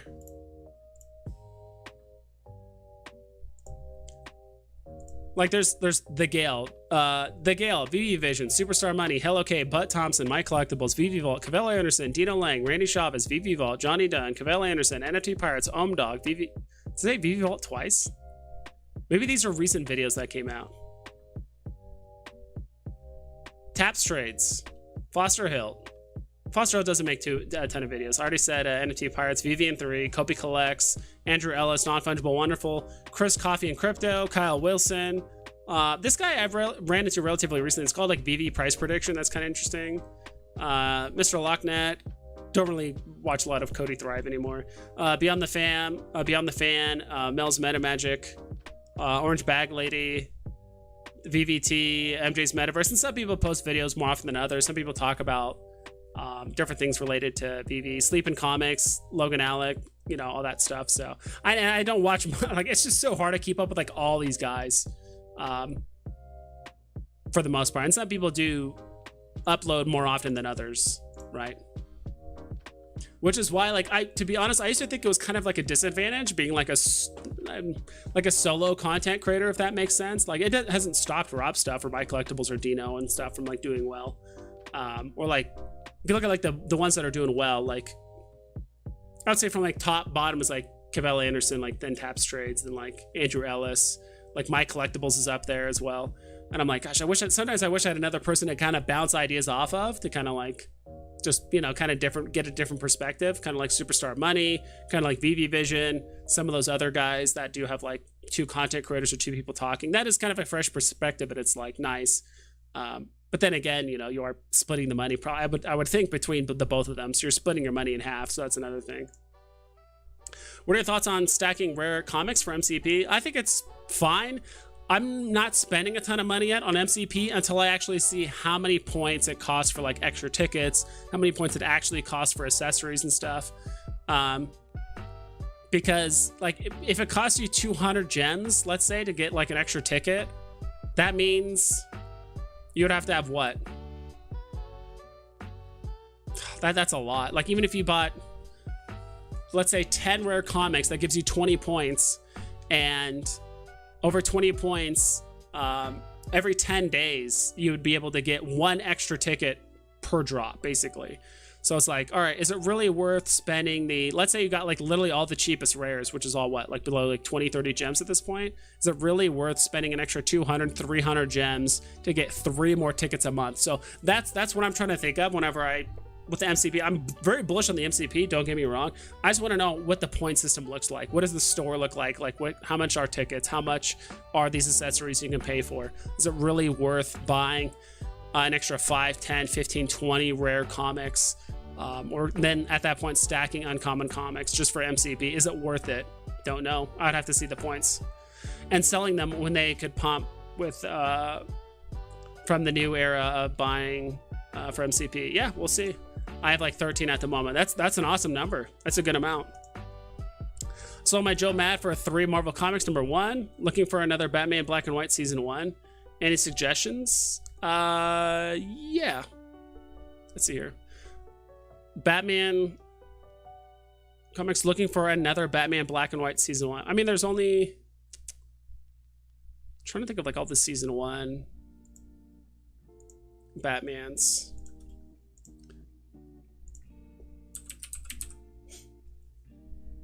I don't know what your price point is.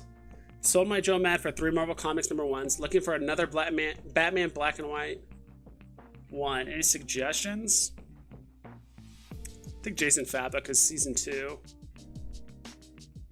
He's Series 2. I do like Jason Fabok. Where he's at now? At 154. All-time high of 800. I would take the average, like 600. He's at 150. He's basically at, you know, a 75% discount considering the average. I mean, he was able to hold that price of like $675. He was able to hold that price for about a week and a half, which I like seeing a lot. So he's able to hold that price for quite strong. So I think you mean Season 1, right? Not Series 1. So I like Jason Fabok. Again, I don't know what kind of price point you're coming in at to buy some of these Season 1 stuff. What's another good one? Let me check out Amanda Connor.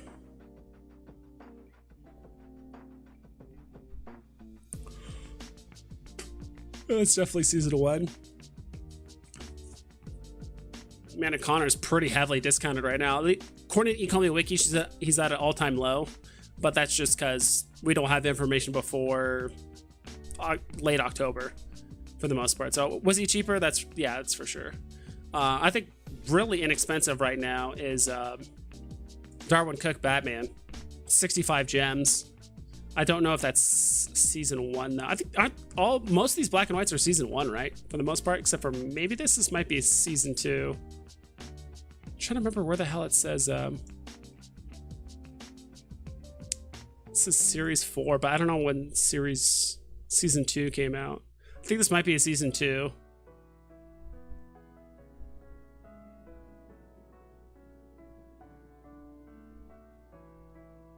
Yeah, I like Jason Fabok. I think Batman Who Laughs is part of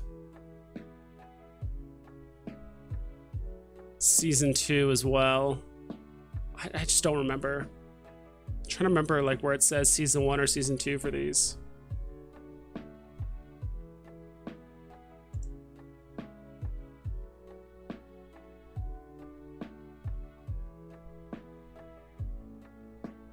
I don't know. I think my pick would probably be Jason Fabok or like Amanda Connor for the most part. They've already gone up like 15% just from when I bought them yesterday. Yeah. Vibes are my favorite, and Veve content creator. My second favorite is NFT Pirates. Some other Veve YouTubers are annoying. I like playing NFT Pirates in the background. All they do is talk. Yeah, and I think that's, I think that's what most people do, including myself. I just put it on as like, I'm listening. It's not just background noise, but it's also pretty much background noise, right? I mean, NFT Pirates has got a really good gig going on. Most of his content is just interviews, and he's talking about people that are in prevalent communities. I love it when he interviews like Veve Magic or some of the other people, because that's just an interesting perspective about a community that spends a ton of money, right? Probably the most popular IP we have on the platform. I feel like people are already doing that, like interviews and stuff. I don't know. If I sleep in comics or a Money Rule, I don't know who Money Rules is, and discuss Veve comic strategy, e.g., why buy comic NFTs versus real comics, or what is the comic you should get now. Yeah, I told Sleeping Comics, and I don't think he doesn't want to do it, but I told Sleeping Comics, I'm like, dude, I would love to see a video that talked about the incremental increases of price. If you just bought one comic, I'm like, I want to ask Sleeping Comics, like, what do you, in your opinion, is the best comic to get for 20 gems? Then what's the best comic to get for 50 gems? Then 100, then 300, then 500, then 800, then 1,000, then 2,000, then 5,000. Like, what's the best comic? Like one single comic, right? You only want to buy one comic. What's the best one to get for each of those price points? And he doesn't pay, like, I don't think he pays as close attention to the market as I do, right? I might understand some of the market, like, number amounts better than he does, but he knows the relevance of certain comics better than I do and which ones could perform better, right? So that, like, a video like that, he would have to do probably quite a bit of research, like, all right, let me look on it online, all right, what's the price point of these comics and this and that.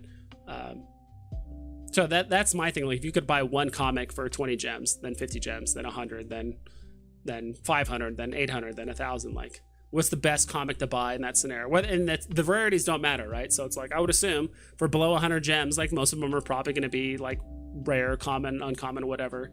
And then once we start getting up into like the thousands, like, all right, now we're buying ultra rares, probably secret rares for certain ones. Like, what's the best comic to get?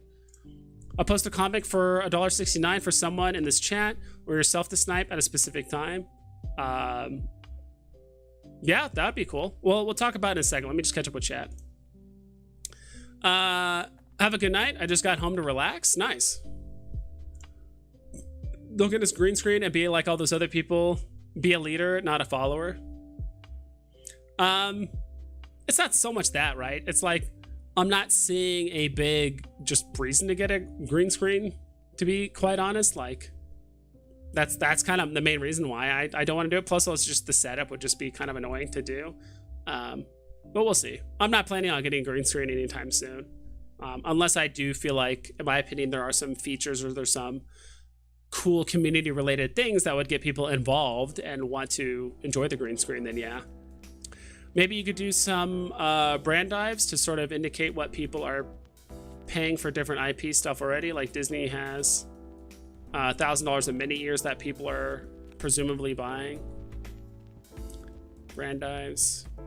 Yeah, I'll be honest, like, I really don't want to do that kind of, like, I know it seems kind of lazy, but at the same time, it's like those kind of videos where it's like, I tried doing it before and I just loathed it beyond belief, where people, remember Andrew Ellis did this, where they talk about certain brands or this or that, where it's like, you know, like, oh, we're gonna have Jurassic Park. Okay, so Jurassic Park did this amount of money during this year when they released in theaters. They have an overall IP value of this much, and they sold this many in toy sales and this much in that. They were recently acquired by this company, and I'm just like, like, I don't like. It's somewhat interesting information, but I just hate doing that kind of research and just doing copy and pasting and just basically reading like Wikipedia and stuff. Like, I don't know.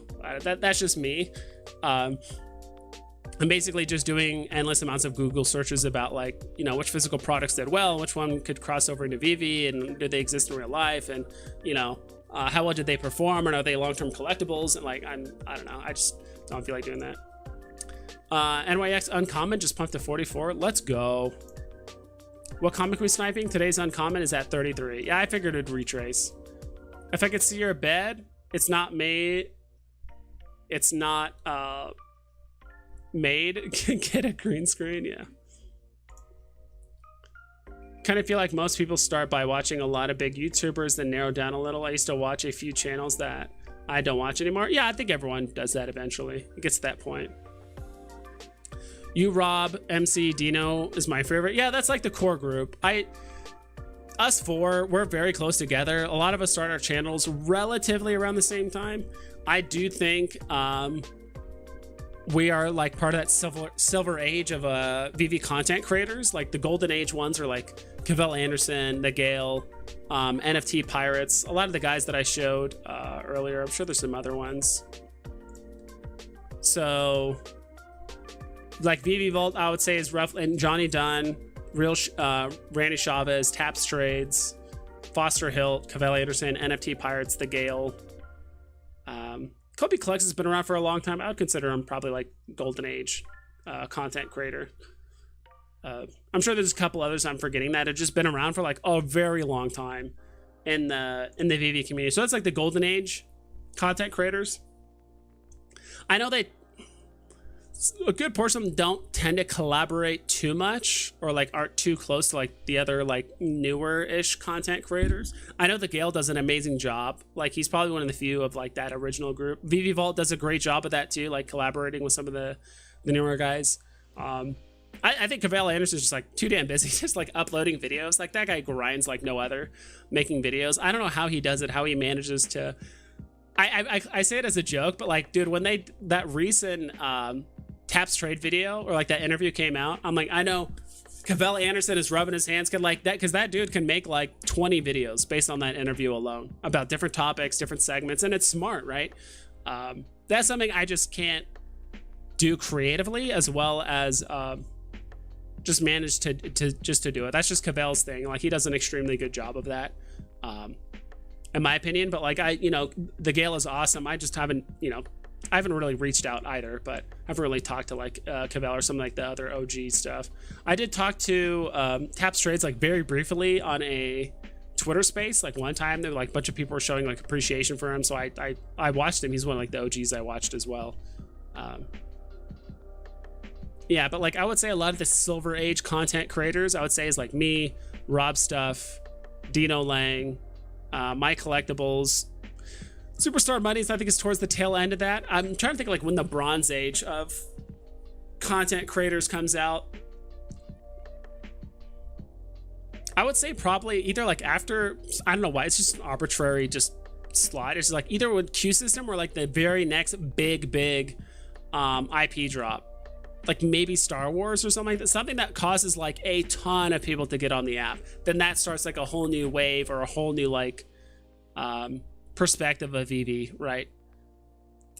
Kyle Wilson is actually another Veve OG I forgot to mention as well. But yeah, there's quite a few of us. I would say Dog, Beyond the Fan.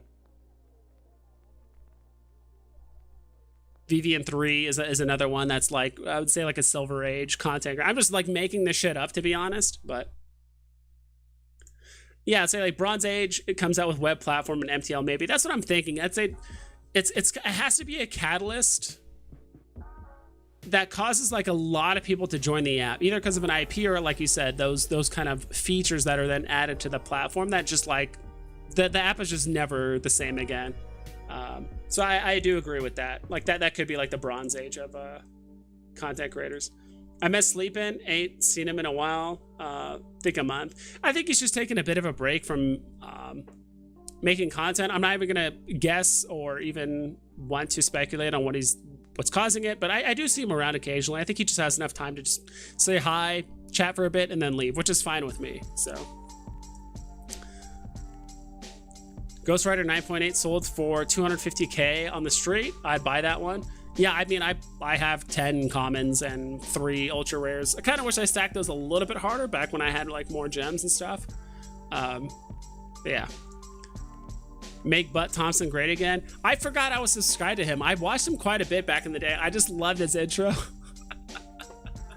Oh my god. He's like, hey everyone, it's Butt. Me and my brother would always joke around about his intro. I remember sending to my friend and my brother, I remember just sending them the YouTube videos of Butt Thompson. I'm like, dude, listen to this intro. And it was always just so funny. I watched him quite a while, but I didn't know I thought I was subscribed to him because I kept on getting recommended his videos, but I guess I wasn't subscribed, which is, it's very easy to overlook like content creators that you're just like not subscribed to. Yeah. Bunch of OGs, Wendy Stabalis. Yeah, her. I could have sworn I was sub to her. Same thing. Like I could like some of these content creators, I swear I'm sub to, but I guess I just wasn't. Maybe I just forgot to, or maybe I watch it on my phone and I forget to I forget to click sub or something like that. I don't know. It does happen. I can't watch Dog. Always wonder why he films that angle. Yeah, I don't know. He's actually like a really cool guy. I really like Dog. He's got a good sense of humor. He's he's one of the content creators in our like private group chat that we have on Twitter. Love that man. He's my best friend for real. Nice. The walls on NYX Uncommon is so thin. It pumped randomly. Also has less listings than the rare. Yeah. which is pretty nice. I'm not a huge fan of the rare and ultra rare comic cover variants on that, to be honest. Not a huge fan of them. I think they look all right. I really like the look of the common and uncommon. Oh, you're one of those guys people tell to subscribe when they are. Yeah, that's me.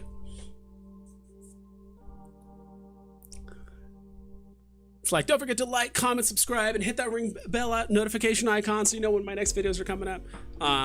Also, just having an intro like that helps to remind people too, right? Bro, bot lost me with that intro. I was just like, you're this guy lost the plot. VV Vision with the monkey bed thing always kills me. Randy just randomly in front of the fridge. Yeah, dude, that was another thing, dude. I made a huge investment. I think I'm on Randy's wall for like another like 9 months or 10 months or whatever. I gave him, I think like 22 alligator common Lokis to get up on the wall for a year. And of course I bought it within a week after they announced like the second golden moments, and like, you know, alligator Loki just crashed. So I could have just like waited a week and done all that. But that was like a big investment I did. I was like, you know, investing heavily into my channel by basically, and I did actually get a lot of viewers from Randy's channel or Randy's streams because I was always on that wall. And I honestly got really lucky / perfect timing because I'm the only one on that wall. Like if you guys watch Randy Chavez's streams, I'm the only one on that wall. So it kind of makes me stand out. It's kind of hard to read it, but, and plus, like, Randy's just an awesome guy. I kind of wish, you know, it's on me. Kind of wish we, like, talked a bit more. Like, we'll chat occasionally. Maybe he'll jump in my stream. I'll jump in his stream. I used to hang out in his stream a ton until I started streaming too, right? So, John Wayne, did I miss all the Labbit speculation? Kind of assume what happened earlier. What Labbit speculation? That they can breed and stuff? I don't know. I'm not too bullish on that, to be honest. I do love a lot of certainty of random mixtape, which is so. I do love our lot, certainly a random mix of type, which is so cool. Yeah, and you need all those people, right? In a community like this, you need the Moon Boys, you need the people that just have fun, that don't, you know, that speculate a ton. You need the people that are very, very, you know, what's it called?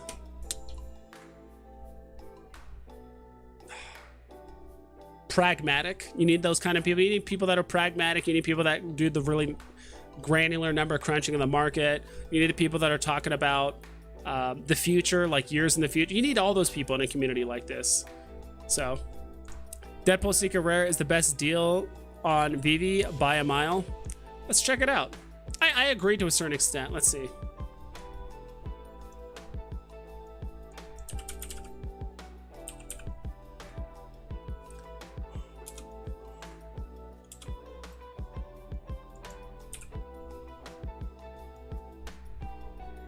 Get this right. I'm gonna be hopping off here soon though, probably like 10 minutes 15 minutes tops, because I've been streaming for 3 hours at this point. Let's see. So Deadpool common secret rare 888 all-time high of 4.3k. Had some resistance above 4K. I mean, even if we went all the way down here as a mode of like an average, or just like where the peaks are at like 3K, I think it's a great buy. Yeah, I mean, again, as of right now, if there's a big Deadpool fan that wants to spend a lot of money, the best thing on the market is the secret rare Deadpool, right? And another thing that's like one of the biggest catalysts for Deadpool is being able to remove accessories, right? So that's like another catalyst that works in Deadpool's favor as well. So I do think that'll be a big deal. Is it the best buy right now? It's definitely up there. It's hard to judge something like this because this rode right off the back of that huge pump that we had in January. That is one of the better ones. I still think for 888,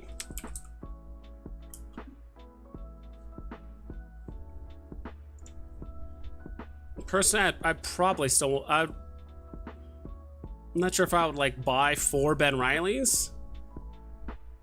but it would be up there for like the same price, right?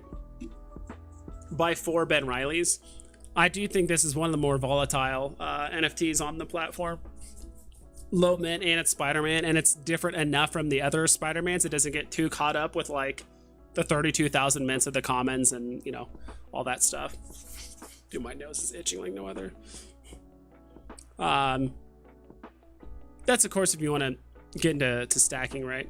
What's another like decent like stack or like an alternative for something under 1,000 gems? God, I used to know all this stuff like off the top of my head. It's just the prices of stuff have changed so much.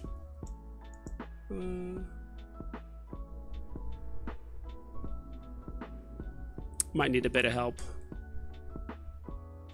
Let's see. This is actually what NFT tracker is really, really good for. Let's do all. Like, what's a really, really good buy for like, let's say 900 to 700.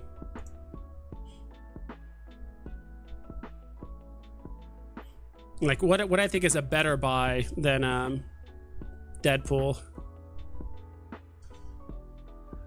Goofy's up there. I would definitely say, I mean, for 100 gems less, like Goofy did hit 4 point whatever K, right? And that's in the middle of a gem squeeze, or towards the beginning of that major gem squeeze happening. I think Goofy, yeah, Goofy hit as high as Deadpool in the middle of a gem squeeze. And does it have more or less mints? I think there's only like 2,000 something Deadpools, or like 1,030. I don't know. There's actually a very small amount of those. Secret Rare What If #1 is not bad. Same thing with Carnage. It's probably it, to be honest. Yeah, that's probably it that I would pick for that amount. I still think Deadpool is a fantastic buy, don't get me wrong. Also, is anyone else's Veve app being weirdly slow? Yeah, some people were saying that earlier. Either there's updates going on, or I mean, who knows what the hell's happening. Just goes to show all it takes all types, and yet all have one thing, at least in common, Veve. Yeah, well, we're all just like, yeah, there's a bunch of things. I mean, first off, like, we're all fucking nerds. That's one thing. We like comics, we like superheroes, we like something about the app, right? I find there's probably very, very few people that are like on the app that like do not like any of the IPs on the platform. You know, I'm a huge Star Trek fan, but they're just not performing well, or there's just not enough popularity. I think partly due to the Star Trek franchise honestly kind of mishandling some of the recent shows and the movies and stuff. Like, the newest movies were like, okay. The recent shows, not so much. I have not seen Picard. I've seen half of Discovery. I think I've seen season 1, like part of season 2. Then I kind of just stopped watching. So, and on top of that, just NFTs, we're just still so early with all this stuff, right? As well. So, have you talked to Butt Thompson? You should get him on your channel one time. He was one of Veve YouTubers I could find back yeah. Well, yeah, Swimfoot. Yeah, I'll hit him up. I mean, I can hit up any of these guys on Twitter at any point. It's up to them whether they want to actually like interact and do stuff, right? But because I remember, like, gosh, like a long time ago, I almost did something with like Andrew Ellis. Like, we talked about it, but it just like didn't pan out. He's honestly like a really busy guy with what he does. So cool. I'm actually gonna hop off here in like 2 minutes. So if you guys have any burning questions, I'm getting a bit tired. There's some other things I need to do in the meantime. But this was a good stream. I know I try not to talk about too much with, like, you know, like the issues or the things I'm trying to improve on like YouTube or anything like that, because it's like, honestly, either most people don't care, or it's like, you know, maybe some of you guys are interested in that aspect of like the YouTube or some of the things that YouTubers have to deal with when it comes to, you know, when it comes to like comparing yourself to other content creators, what you're trying to do to grow the stream, things that make you happy, things that frustrate you, all that stuff. It's like, You know, it's kind of like those people that like go on YouTube or just like other, what do you call it? Platforms that just like complain or whatever. Like, I don't know. So it is what it is. Goofy's also a no-brainer. The problem is mostly old people like Disney. I don't think that's necessarily true. I think it's like there's a lot of collectors that enjoy Veve, right? And even those, like the old people eventually bring their kids and all that stuff. There is a lot of collectors that do like all things Disney, right? But I do agree there's probably somewhat of like an age gap or like an age preference for things that like Disney and all that stuff. What was your job before this? I did like cold calling sales at like 3 different jobs prior to this, and I was pretty good at most of them. I just hated twisting people's arms, to be honest. Like to buy stuff and shit that they don't want or need. At least they thought they didn't. And yeah, I feel like I'm an infinitely better consultant than like so many of the times I'd be on the phone calling a business owner trying to convince them to buy ads or buy this or switch to this program or this platform or whatever it is. And I get it. I get why they're frustrated. Like I was always very good at empathizing, but every single job I ever had, I was always the best when it came to product knowledge. So like anytime the customer actually had a question about the company or comparing it to their competition or how does this work or that work, I could answer all those questions flawlessly. I had the best product knowledge, but like apparently my issue was that I didn't twist their arm enough, and or unfortunately some jobs it was just like the successful reps did unfortunately just like lie their ass off, or they did literally anything they could to get the sale because they know that once the sale happens, it's in a different department, they handle it, who cares, it goes to customer service, it's off of sales' hands at that point, or accounting has to deal with it, and they just wipe their hands clean like, cool, I got the sale, I did my job, I don't have to deal with the customer anymore, it's handed off, like whatever. And most sales jobs I've noticed, it's like the rules only apply to people that don't crush quota. Like if you do really hit your numbers and you're one of the top sales reps, a lot of shit they can just kind of just let slide, right? For the most part. So it's like that's all stuff. Me being in like a sports background growing up for like a long time, wasn't a huge fan of that, and I'm still a firm believer in just being honest. I want the truth, I want the numbers, but I'm also like, you know, I'm positive. I want to be able to like connect with people, and I feel like I'm a good salesman for the most part. But like if you're not interested, like I'm gonna explain to you like why you should buy it and like here's the reasons, stuff like that, but I'm not gonna twist your damn arm to do it. Like if you don't want to do it, that's fine. I'd rather work with people that are willing to spend money and a way to give them the best program possible that fits their needs, rather than just like, no, you need this, you need this, you need this. Like I was tired of this shit. I was tired of it. So I know that was a long rant, I apologize, but that's the shit I was just tired of. So cold calling.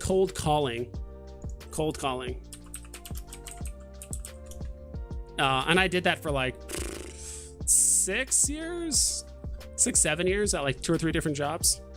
So Token Farms TV, happy 420 everyone. Going to bed, brother? Always good vibes. Good night, brother. Thanks, brother. Have a good night, brother. Nas Clint, I appreciate you stopping by, man. Yeah, it's called cold calling, where essentially you just walk up to a business, you're calling a business out of the blue, or you're just like walking into a business, they don't know who you are, they don't know what you're representing, and you basically have to move the needle from like who the fuck are you, all the way to, yes, I'm gonna buy your product for hundreds or thousands of dollars month over month. And you have to do that within a certain span of time, right? Whether it's the same day or, you know, it depends on the sales cycle.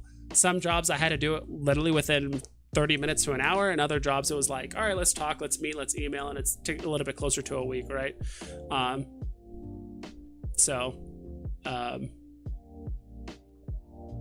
Yeah. What do you think are the 3 most bullish NFTs on Veve? Oof, that's hard. And I think this is another issue that I deal with. Fun on the Sun is even a question like that, and this is just the sales side slash like, what's it called? The like consultant side of me. Instead of just like, oh, what are the bullish NFTs on Veve? It's like, in my mind, I know some other content creators would just be like, oh, like I would say this comic, this collectible, this thing, that thing. Me personally, the way my mind works is like, all right, what do you mean by bullish and what do you mean by NFT? Do you like comics versus collectibles? What's your price range? Are you looking to, bullish in the sense of like, what are some bullish NFTs I can buy and flip soon? Or are you planning on holding this for like a year to 5 years? Even just that question, my mind goes in 8 different directions. And I'm like, all right, I need these questions answered first so I can give you the right NFT to buy, right? Because it's like, what do you mean by bullish? Is this long term? Is this a short term flip? And NFTs, it's like, do you prefer comics? Because that's the other thing too. It's like, I want to recommend you something that you like. Like if you're a diehard DC fan and I recommend nothing but Disney and Marvel, you're going to be like, okay, I like this investment, but like at some point you're going to be like, I've always liked DC more, so I'm going to ditch this and buy a DC collectible. But now that it's 6 months later, everything is so much more expensive. Like that's just I'm not even kidding. Like that's the way my mind works. So it's like, as much as, and I think that's why sometimes I struggle with certain like videos and stuff, is like I get too specific. It's like, it's completely fine to have just like open-ended video. Like that's a great video topic. Like the 3 NFTs I'm most bullish on.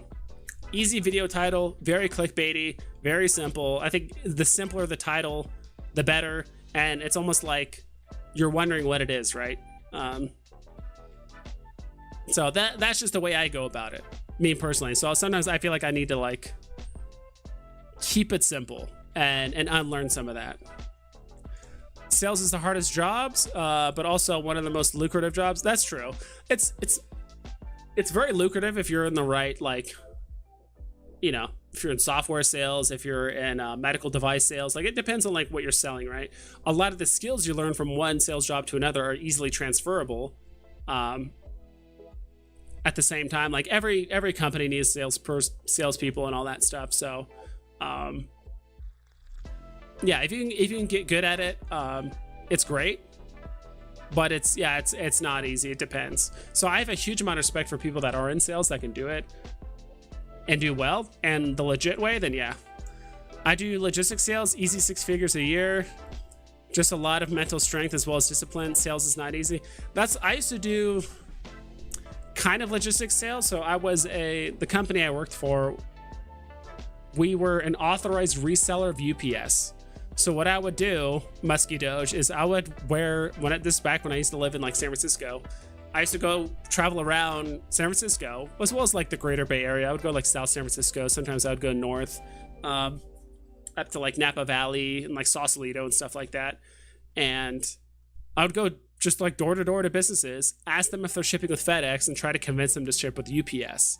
Because the company we worked with, we're an authorized reseller. We had, basically more buying power, and we can give them better rates via a small parcel, or we also worked with a lot of like LTL shipping trucking companies. We were with like a ton of them, and basically, we worked with them to give them better rates and stuff like that. So, but I was just walking just door to door. I'd be like, hey, should I get shipping with FedEx and this and that, and like it was like it wasn't like so much selling.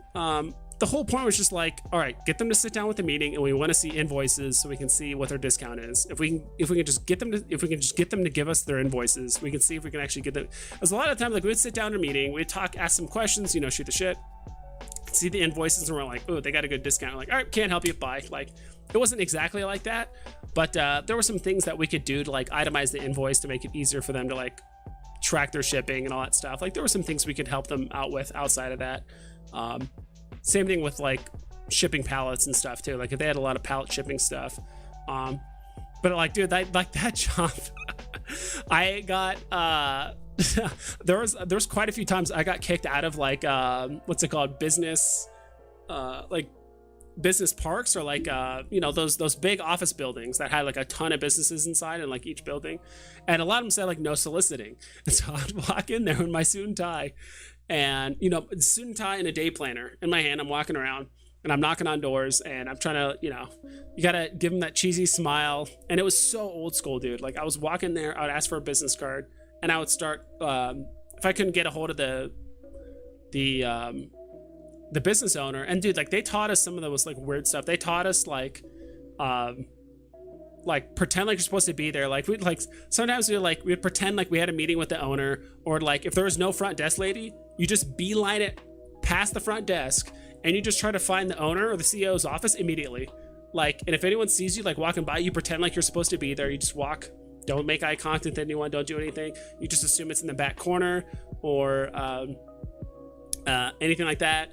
You don't ask anyone like, oh, where's the CEO's office? If you do that, they're going to be like, oh, it's over here, but like wait up by the front, and they're going to escort you away. You just immediately beeline it to the owner's office. You knock, you go in there, you introduce yourself, you give them a business card, you start qualifying, you start getting information. All you try to do is set up a meeting. That's all you're trying to do. Then of course, when you set up the meeting, you end up with like the shipping manager or like some random person in the office. So it's like, it was pretty insane times, but like some of those business parks, I would get escorted out by security because like, we've had multiple reports that like you're walking around and you're soliciting people, this and that. I would always have to make up some BS excuse like, well, no, actually, I have actually a couple clients here. I was just meeting with them. I was just introducing myself to the neighbors and stuff. Like, yeah, you're gonna have to leave. And I'm like, okay, great. And so like security like escorted me out and stuff like that. So it wasn't anything like insane, but yeah, that was me. I also like would circle around that. Like I would try to qualify like the front desk lady, like how much they ship and stuff. She didn't know or didn't give me any information. I would walk around the back of the business, just literally walk into like the shipping department in the back. Like if there was any kind of open door or if like the gate was open to like let in semi trucks and stuff, I would just like climb up in there and just start asking the shipping manager questions. I'm like, who do you guys ship with? Like, and if they ask me who I was with, I'm like, oh, I'm with UPS or whatever. Like, am I technically UPS? No. Am I an authorized reseller? Yes.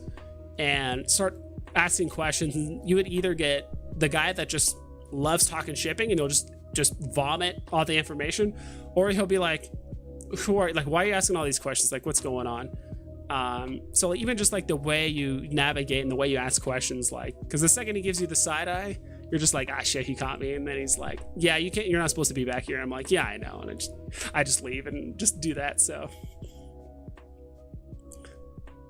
yeah, so that's basically like what I did. Like I was like going in it, like I was clearly going into places I was not meant to be. Like I was just going straight for the owner's office, or I was going into like the shipping department, like in the back where they did like all the shipping. Like I was not supposed to be there. A lot of time I went in a ton of places that says like no soliciting, none of that stuff.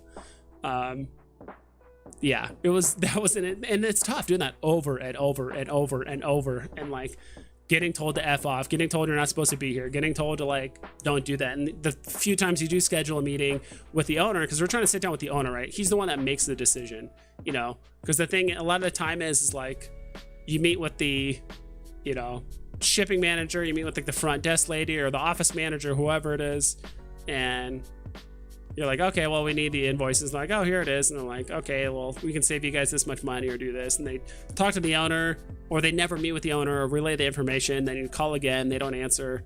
And then eventually you get a hold of the office manager. She's like, oh yeah, I told the owner, he said no, thanks, and we're not interested. I'm like, all right, cool. Nice waste of time in a meeting. And like, yeah, all that stuff. So like sales is like not easy, which is why it's like, that's why in sales, if you guys are business owners, like that's why we just know, like, if you don't get the business owner on board or part of the process like very early on and get them bought in, the chance of you selling it is like 5%, right? Like it's just not going to happen. So that's why you have salesmen that are like very pushy and stuff, because they just know statistically like it's just not going to happen unless you get the owner on board, interested, and you're going to field all, because he's going to have questions about certain things, right?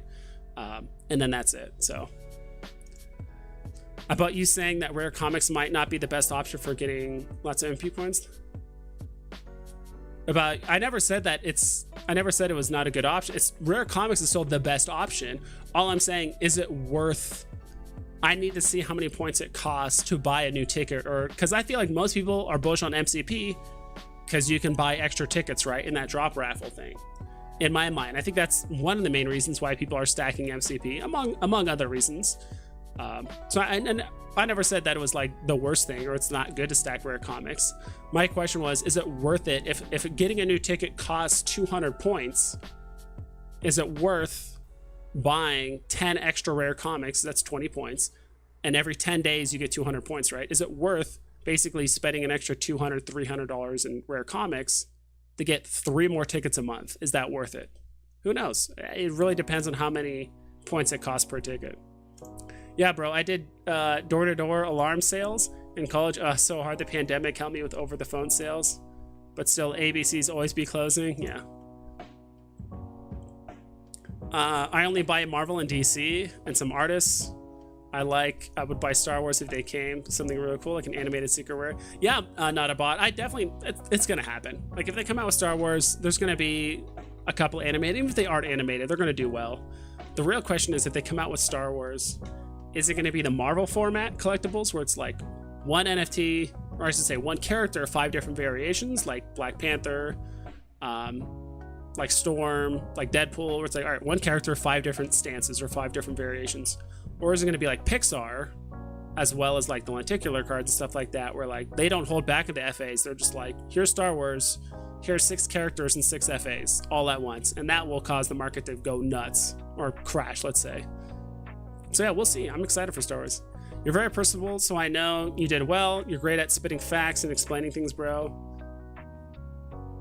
Can't learn that, bro. That's a gift. I was always the best when it came to product knowledge.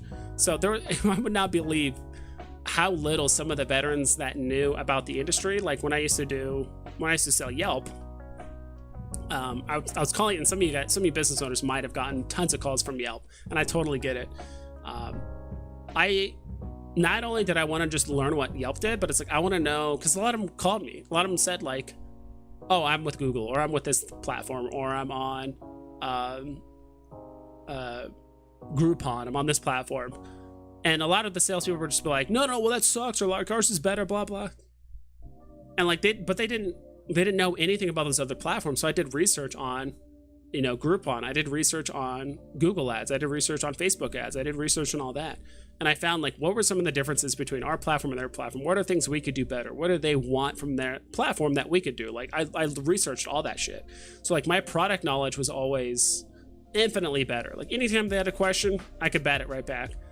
I guess my issue was like, I was just very kind of like granular. Sometimes, as you guys can probably tell, sometimes I went on like small little tangents whenever they kind of had a question, or if like they just gave me pushback.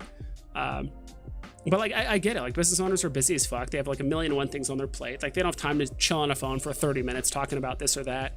And that was the thing with like Yelp, was like, you get them on the phone, like if you don't close them that day, if you don't close them within that 30 to 40 minute conversation, you're never going to talk to them again. Like that's just how it is. So, but like that was always the thing I always took a lot of pride in, was just like, I just knew product knowledge like really, really well. And actually what made us different, and making sure that whatever I provided them was like something they wanted or needed. And it was, and the thing is like, the few business owners that did hear me out or did want something that I explained something that this is something that you want. I would even explain like, well, I'm on Groupon, I'm on this. And I'm like, yeah, like I get you're on Groupon, but like, I know you're having issues on Groupon with this, and this, right? Like, yeah, dude, that sucks. I'm like, well, great, we can fix that. But like the other salesmen didn't know that was an issue on Groupon. Like they just didn't know, right?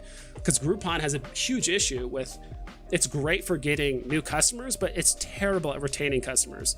Because if you're a nail salon, or if you're a business and you're on Groupon, a lot of times those coupons are a first time deal, right? So it's like, oh, get 50% off on nails. And like, yeah, people are going to come in for $50. I have no idea how much nails cost, but whatever. So people come in for a 50% discount, but not only that, they expect a 50% discount every single time, right? And some business owners are like, look, like that really cuts into my margin. I don't want to do it every time. And it's like, yeah, I get it. It's like either you provide a huge discount, which cuts into your margin every time, or you get them in the door once, and then they're like, okay, cool, can I get $50 nails again? And you're like, nah, that was kind of a one-time thing. They're like, all right, cool, I'm just gonna leave and go somewhere else. Like most people on Groupon are just there for that one-time discount, and they just go on to the next place, get a 50% discount, go to the next place, 50% discount. Like that's just what they do. They don't retain any customers. So I knew that was a common issue, so that's just something I explained to them. So I'm going on like a huge tangent. Sorry, I haven't like talked sales and stuff like that in like a long time. But yeah, so I know I said like I was gonna get off in 5 minutes, and I said that like 30 minutes ago, but Musky Doge has got me on a tangent. Brickseek shows DC HRO cards in stock next to me. Gonna have to scope it out tomorrow in case anyone wanted a link. Yeah, please. Brickseek shows HRO cards in stock next to me. Oh, okay. Brickseek. I don't know, like, if you haven't heard of Rob's stuff, Token Farms, Token Farms TV, you should really check out a content creator named Rob's stuff. Great content creator. He's been buying, selling, trading Pokemon cards for a long time. He's been selling stuff on Amazon for a long time, and what he's told me is like BrickSeek isn't always consistent. It's sometimes it's wrong. I even see it in just generic Discords too. Like even in the HRO Discord, most people have said like BrickSeek isn't really consistent or always correct, right? So I have not, but will do. Yeah, check out Rob's stuff. He really, pun intended, he knows his stuff. So he's a guy he's his own boss. He's done over $1 million in sales year over year on Amazon, so he makes money that way. And he's the number 3 guy on, let me see, this is literally him. Hybrid set, that's him right there. Number 3 on the hybrid set, that's him at the top. And he's got more boxes coming in, so he knows his stuff. He knows what he's doing. He's very bullish on the whole HRO project and all of that. So, all right, I know I've gone on huge tangents. One more thing. Not a bot. Veve needs to get OMI to NFT. I have 10 million OMI tokens to spend and would love to buy a bunch of Marvel Secret Rares because they get out of range. Agreed. As far as I know, I don't think OMI to NFT is going to really land until late 2022, maybe very early 2023, last I heard. So it's going to be a while, but the good thing about that too is like, even though some of the NFTs are going to be going up, hopefully OMI should too, because as it gets closer to the announcement of OMI to NFT, OMI is probably going to pump quite a bit. At least I would think so. So, I mean, your OMI tokens are also going to be going up in value ideally. So, cool. That's it for today. Thank you so much, guys, for stopping by. I know I've got... Sorry, I didn't even show this. This is Rob stuff. Number 3. I know I wasn't showing my screen, but now you can see. That's Rob stuff. So check him out. If you haven't. So he's the number 3 on the leaderboard for hybrid. So he knows. Anyway, thank you so much for you guys for being here. Long tangents today, but it was a fun talk. Yeah, that's pretty much it. Hope you guys take care. Make sure to double and triple check all of your listings today so you don't screw yourself over. And I'll catch